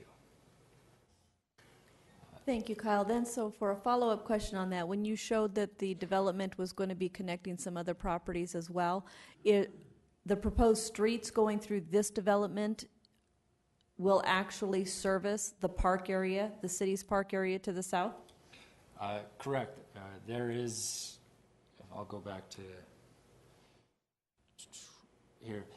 The only way to physically access that is to come through this point of access. And then it was also going to provide the second egress to the adjoining subdivision that's outlined in the yellow to the east? Correct. All right. Thank you for the clarification, Kyle, and thank you for the presentation. Yeah, thank you. We'll go to our Public Works Director, Terry Waltersdorf. Terry. Thank you, Mayor, and I'm trying to decide where to start on this, I guess. Well, I'll start with East Mall Drive, the road that we were just talking about, I think, prior to this. Keep in mind, East Mall Drive is an arterial street, and there was oversizing that was paid on that. Actually, that project was done both through a TIF and through some federal earmark money. So just so we're clear on why that was oversized and where the funding came from. On Elderberry Drive, please remember this. We're not talking about a collector street or an arterial street. It is a commercial street that serves the development. And essentially, almost all of the traffic counts for this road are generated by the development, not by the outlying small development that's to the east. I don't know what the exact number of traffic counts are, but I would guess that in the traffic study, the number that comes out of that development is probably very minimal compared to the traffic count from the commercial properties and the rest of the development. The traffic study itself, yes, we are the ones that require the traffic study. It's required by the IDCM, the Infrastructure Design Criteria Manual. The reason we do traffic studies and the reason we require the developers to do traffic studies is so that we can determine if there are regional improvements or improvements within the development that need to occur. And in this case, their traffic engineer said, yes, we being the developer, needs additional lanes to surface the traffic generated by the development. The reason we do the traffic studies is so that we know what cost the developer should be paying as opposed to costs that would, in the future, come back to the city of Rapid City. If we did not do a traffic study and he just put the minimum required commercial street in, and down the road we realized there was traffic concerns and there was a traffic signal warranted, at some point then it would be the taxpayers footing the bill on that, not the developer. So that's why we do the traffic study. So we know what the traffic needs are, and we can push those costs back to the development that's driving the cost. Last thing I would point out is I do not know that my staff has done a detailed review of the $135,000. Simply because we didn't get into that level of review because we were reviewing it more on the 30,000 foot level. When we looked at the request, we looked at it and said, look, there's not a regional value here. We're not taking traffic from larger tracts of land outside of this development. These are lanes that are associated with the development itself. So I would encourage you this, if you, at the end of the day, you feel that we should be paying oversized, I would recommend that you give us some direction and allow the staff to review the numbers and come back with an oversized agreement. That's the normal process. But obviously, staff's recommendation in this particular issue on traffic lanes, our recommendation is no oversize. We'll go to Alderman Jerry Wright. Jerry. Thank you, Mayor. Kyle, could you put the picture back up of the subdivision, please? The colored one?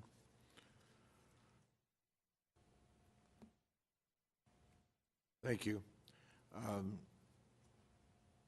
going to base my support of this on the paragraph A of the oversized facilities, which says the city council may participate in the cost of oversized improvements within a subdivision if it is determined that the oversized improvements are necessary to serve large land areas of land not in the subdivision. And I know that this entire property is owned by one owner. Potentially, it could have been owned by two owners. And I'm just wondering if the interpretation might have been different. If one owner had come up and built this north part and someone come in south part, would be willing to fund it as an improvement under paragraph A. And if I remember right, when we were discussing this at your office, were you ever led to believe that the city would consider doing that under the circumstances? Because if it were two different property owners, that would be a possible option or a possible thinking? In our discussions with city staff, it was mentioned that if there was multiple owners, it would be more likely that this would be supported. So that's a possibility, and I'm just sitting there saying the council may, and this is a fairly large development. It's not small, and it is providing access to the Pioneer Drive and to our parkway. So I am going to support this motion on those bases. Thank you. Any further discussion on the motion? Do we need a developers agreement, Joel, or is this, can we proceed with a motion as is to release oversizing money without a developers agreement, or would want to make sure that we're on? Okay, we'll go to the motion maker for clarification, Amanda Scott. Oh, I'm sorry, Richie. Mayor, that's one of the reasons I was hesitating on the number, is because I would like to have the staff have that opportunity to review that number just to verify it. Because at this point, my apologies, Hanny, we've only got your side of the story on this, so I'd like to get the chance for staff to have some input on this data that's coming into this. And so if it's all right with the rest of the council, I'd still like to have the staff review this, the dollar amount, just to have a verification of it. Richie, can I make a suggestion? Please. You consider withdrawing your motion, offer a new motion to take this to Public Works with the direction that staff develop put together a developer's agreement for the next Public Works meeting oversize agreement for consideration. Doesn't bind the council, but it does ask that an agreement be brought forward for consideration. Your motion really isn't in order. We can't release $135,000 without an oversized agreement. I'll yield to my colleagues on that question, because I'm thinking of a couple of different things at the same time here, and it's getting rather confusing for me, and I apologize for that, because I'd like to get some more sense from what, especially the seconder that had the suggestion for the dollar amount and corrected me on the dollar amount. So let me, if I may, Mayor, before I make that withdrawal, I'd like to yield to my colleagues before we do that. Let's go to Amanda Scott. I'd accidentally removed her from queue earlier. That's so go okay. ahead. Thank you, Mayor. I'd like to make a substitute motion that this goes back to staff to work on an oversized agreement to bring back to the next Public Works meeting. Second. Okay, we have a substitute motion by Scott and a second by If I can retain Jerry the floor. Wright. Go ahead, Amanda. You still have the floor. Thank you. And may I ask Terry Wolsterstorff, is that enough time, Terry, or do you need a couple weeks? That would be next Tuesday. That might be a little tight. I mean, it'll be a standard oversize agreement. 2 weeks? Second one? Second one would be guaranteed. Mayor, if we you could would- we'll make an effort for the next one, though. I believe we've got time. If I may, Mr. Mayor? Please direct your question. Amanda, you. Thank you, Mr. Mayor. Public comments closed. If so- I may ask Hanny Shaffey a question, You may. please. Go Thank you. Hanny, we've got some time here. You're not looking for this oversized agreement to happen overnight, are you? We don't have any problem with the 4 weeks, not to the next council meeting, but I just want to point out, we really need to be more responsive as staff, as a city staff. This application has been submitted actually in January, was supposed to come to Public Works in January 28th, and did not come to Public Works until about last Public Works meeting, which puts it about almost 90 days from the date it was applied to. We hope that we will have a lot more quicker response, and hopefully this 4 weeks would give adequate time to the staff. And, we hope that we could make it happen, So thank you. Well, thank you. I'm always a proponent of having time to do it right. Otherwise, too many times the decision will go in a negative. So as long as we've got time to be able to work on it, I really like to see staff and applicants work together on coming up with an agreement. So from what I'm hearing, if we could take it to this, not next week, but the next Public Works meeting after that, April 20th, 29th to April 29th. Is it okay with the seconder? Yes. Thank you, Mayor, for Okay. indulging us on this multiple conversation. All right, you're welcome. Let's go to Bonnie Peterson.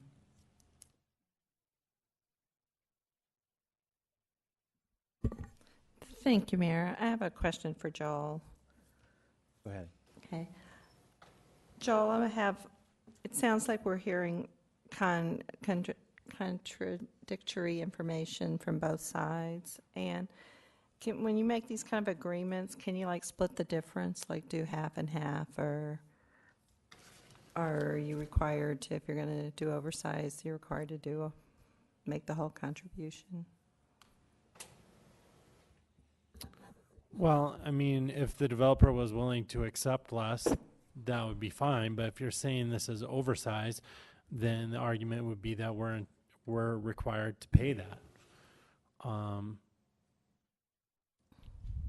If you wanted to agree to less, I'm sure he could agree to less, and we could offer less.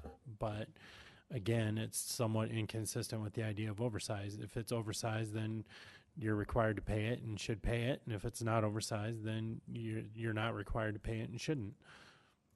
But Okay. Well, I just wanted to ask you, because like I said, it's each side is kind of telling a different story, and so I can see both sides. So I just wanted to ask you if it was possible to do that, or if the law says you have to pay for all of it, or because you keep us in control. I think it's possible to do it. Again, it's an agreement.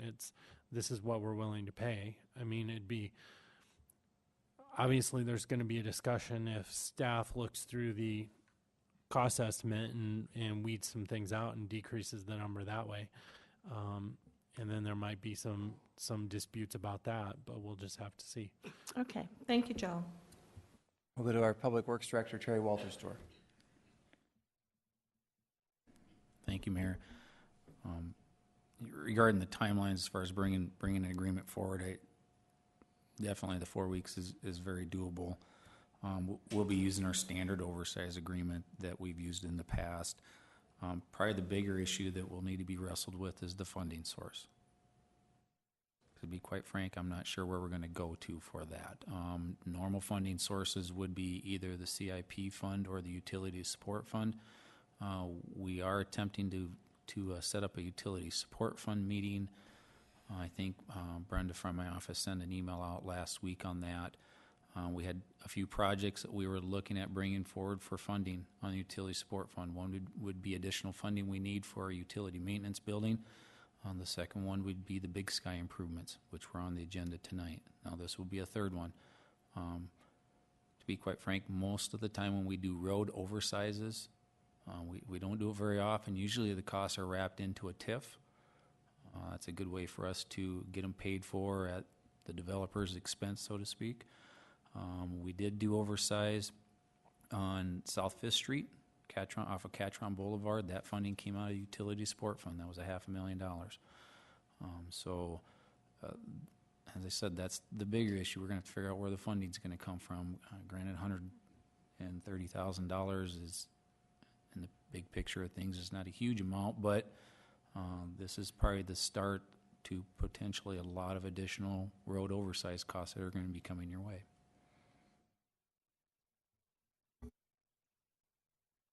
Charity Doyle. Thank you, Mayor. There have been several issues that we've received seemingly contradictory information on. So one thing I started doing, aside from looking at my own experiences, is consulting with other engineers around town. And I will tell you, and have this conversation elsewhere, that's fine, but I will tell you that the engineers I've spoken with absolutely 100% concur with staff in this case. And honestly, I mean, when you look proportionately with the park versus Pioneer Drive, it's the demand. I'm sorry, Hanny, but the demand is coming from the development, and I can't fault you for asking. Absolutely, I think if I were in your shoes, I'd probably be doing the same thing. But I'm just going to say that looking at it and talking to other engineers, I'm not seeing this one. So my 2 cents. Thank you. Thank you. We'll go to Alderman Steve Laurenti. Thank you, Mayor. And if I could, I'd like to ask the Public Works Director a couple of questions, if I may, please. Go ahead. Terry, I just want to, this might be more rhetorical, and I apologize, but as I'm reading your response to Mr. Traylor's request for reimbursement of the oversized costs, the response was in two-pronged, if you will. I should say pronged here, two different areas.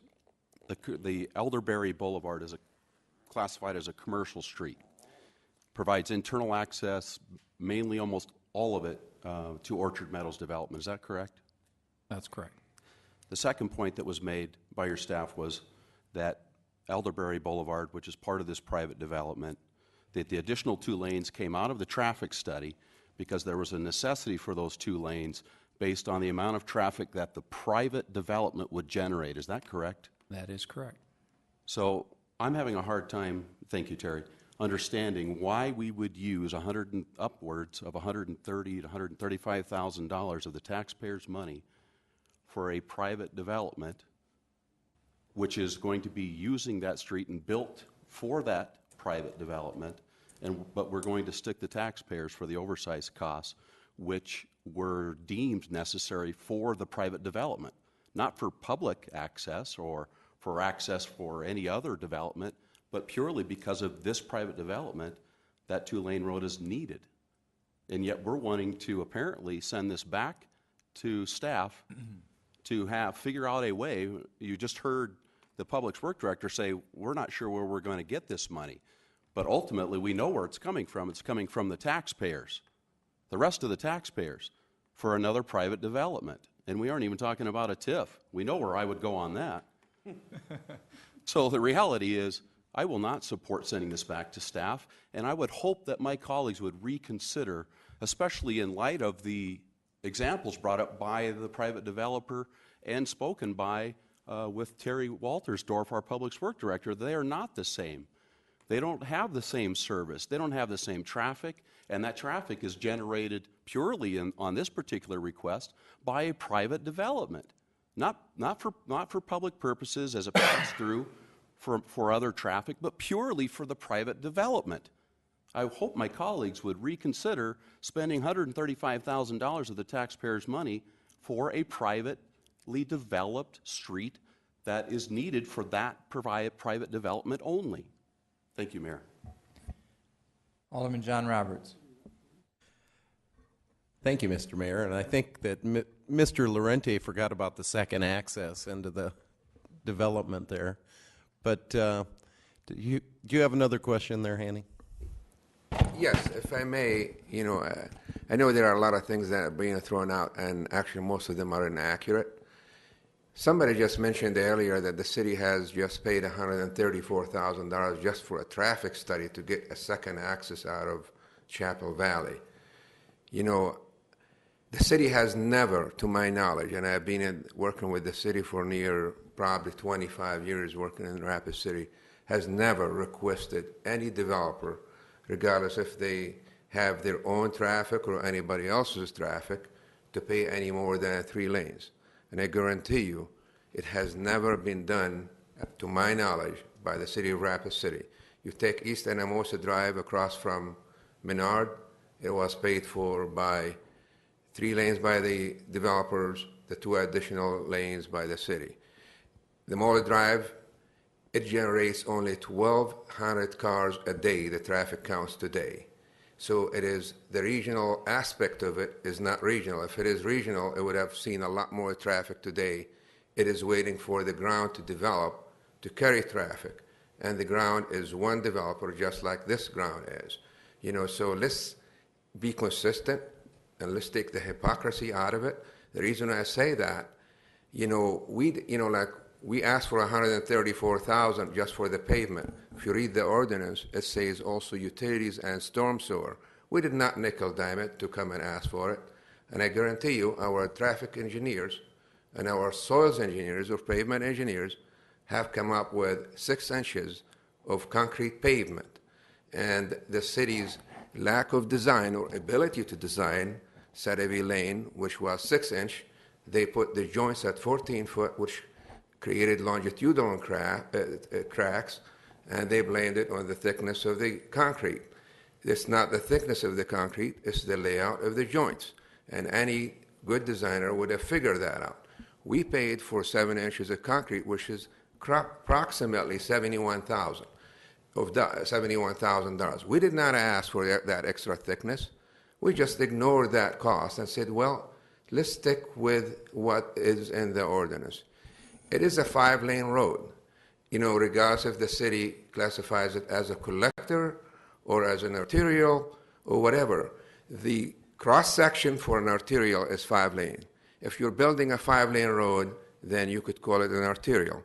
And the ordinance specifically does not say it is an arterial or collector. It says any arterial or any highway.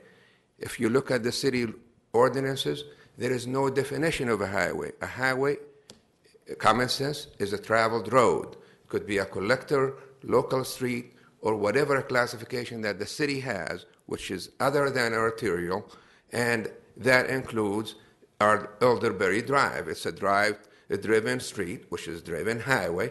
It's more than 3 lanes, and it's 5 lanes, so therefore the developer is only responsible for 3 lanes, which is the city's own ordinances. If Mr. Laurenti or any of the other council members would like to debate what is public and what is not public, these people who are going to be living there or shopping there or officing there, they're not going to be paying taxes in North Dakota. They're not going to be paying taxes in Meade County. This could be a goat farm for the next 50 years for all I care. But it's not the way to do business, and it's not the way to develop communities. We got to stick with the rules and apply the rules consistently and apply them in a timely manner. And in this case, I believe it has not been the case.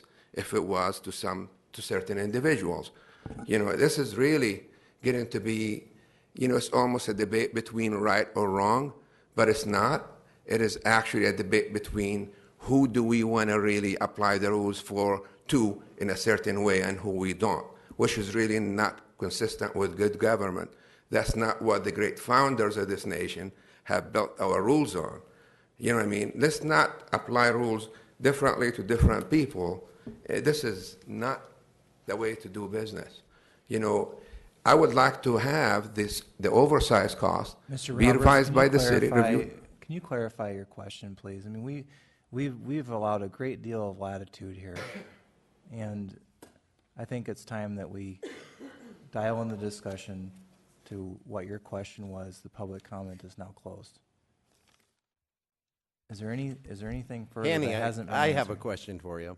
Do you feel like the city has treated you fairly in this process? Completely unfairly. This project started in April, and every time we come up with something, it's about a 90 days to 160 days response. And I tell you what, the first comment was to rebuild, Pioneer Drive. and who is going to maintain it. And you read the staff report, which is in your agenda. They wanted me to maintain, Pioneer Drive, which is the street in the other side of the highway. And I said, well, folks, it's a county road. The county maintains it. They said, nope. The next day I went there to take pictures. The county was overlaying the road. I swear to God, like that. Folks, that's not fair treatment for people who are trying to do the right thing for the community. This is, it's like we're providing a second access to a neighborhood that does not have a second access. Where are they going to fly to get a second access? They're going to come and use Elderberry Drive. That's zero traffic. How are we going to access the city park that we're trying to put money into it ourselves? So it's like, I don't know. I cannot really understand it. As a matter of fact, the oversized cost, I hope that the city staff does look at the oversized cost if you folks approve it, and they look at it in a manner that is consistent with what can be included and what cannot be included in the oversized cost. And I hope it will be a fair way, and I hope it will be close to what we got. And if not, if it is less, that's fine. If it is more, I hope you guys step up to the plate. If it is less, I'm willing to take less. But if it is more, I would like you to pay for it. Thank you, Annie. Thank you. Jerry Wright. Call the question. Question's been called. Any objections to calling the question? I wasn't done speaking yet, Mr. Mayor. You can't call the question until I'm done speaking. I thought you would yield My light was before. still on. I didn't say I gave up the question. You said thank you. Go ahead. 3 years ago when I got on this council, and the mayor and I were talking about making business easier in Rapid City, I think this is one example, because this whole project has been a fight from the very beginning. There was one mistake after another, getting it plotted and platted, and I think it's just a good example of we're not doing a very good job of making business easier in Rapid City. So that's all I have to say. Thank you. Jerry Wright.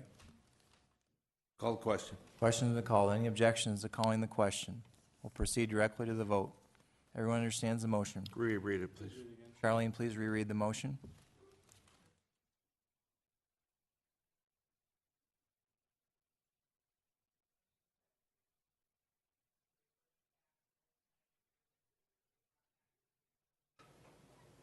Your microphone's not on. If you could read it one more time.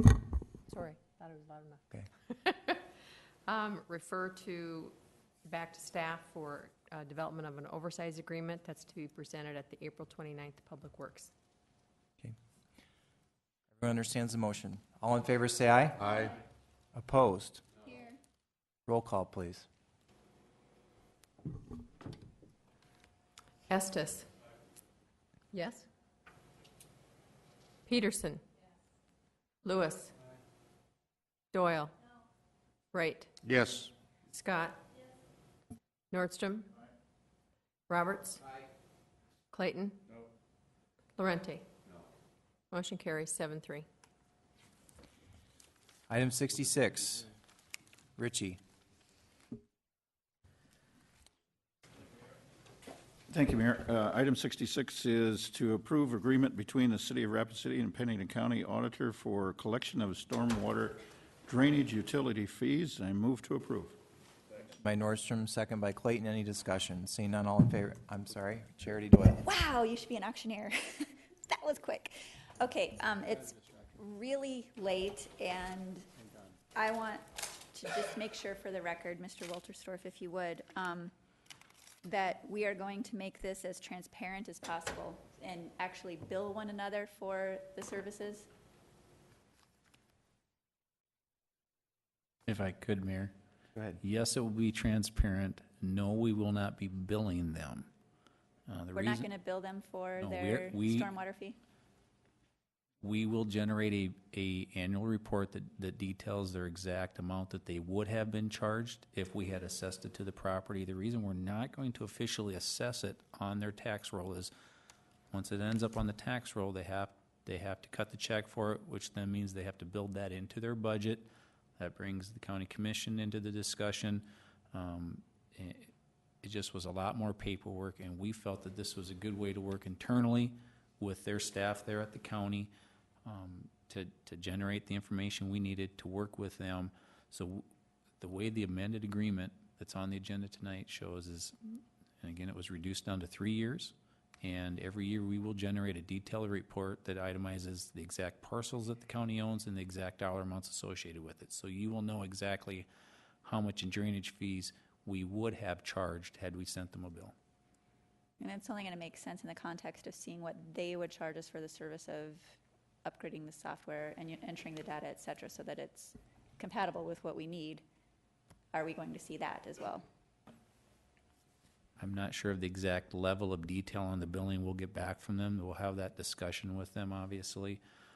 And I think what this allows us to do is to get 3 years under our belt. We'll know exactly how much money we're talking about. Our estimate is $34,000. We believe that's on the high end.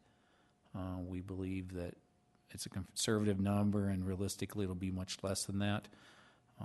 And I don't know that the county knows for sure exactly the amount of work that they've got involved. This is very new ground for them and for us both. So we see it as an opportunity to work together with them to make this as seamless as possible, especially going into this first year. It's a big undertaking for both the county and the city, and we want to make it as flawless as possible. Okay, and I'm more concerned about making it fair, so please be on the lookout for that. And we Both believe ends. it is very fair. Thank you. Any further discussion on the motion on item 66? All in favor, say aye. Aye. Opposed, motion carries. 67 was taken care of earlier. We are now on public hearing items 68 through 71. Public hearing is open. Do not have any speaker request forms, so public hearing is now closed. We have a motion to... Okay, we have a motion to deal with items 68 through 71 as listed. All in favor, say aye. Aye. Yes. Opposed, motion carries. Yeah. It's continued to April, April 21. It's late, Yep. sorry. So the items are dealt with as listed. One of them was a continuation. We're now on item 72, which is the bill list. Pauline. The bill list is that which is before you at $6,949,865.64. We have a motion by Laurenti, second by Roberts. Any discussion? Jerry Wright. All in favor, say aye. Aye. Opposed, motion carries. We have a motion to adjourn. We have a...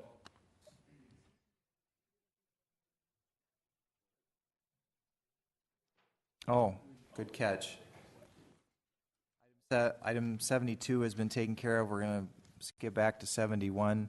This is a second reading of Ordinance 5983, an ordinance amending Section 17.06 of Chapter 17 of the Municipal Code for rezoning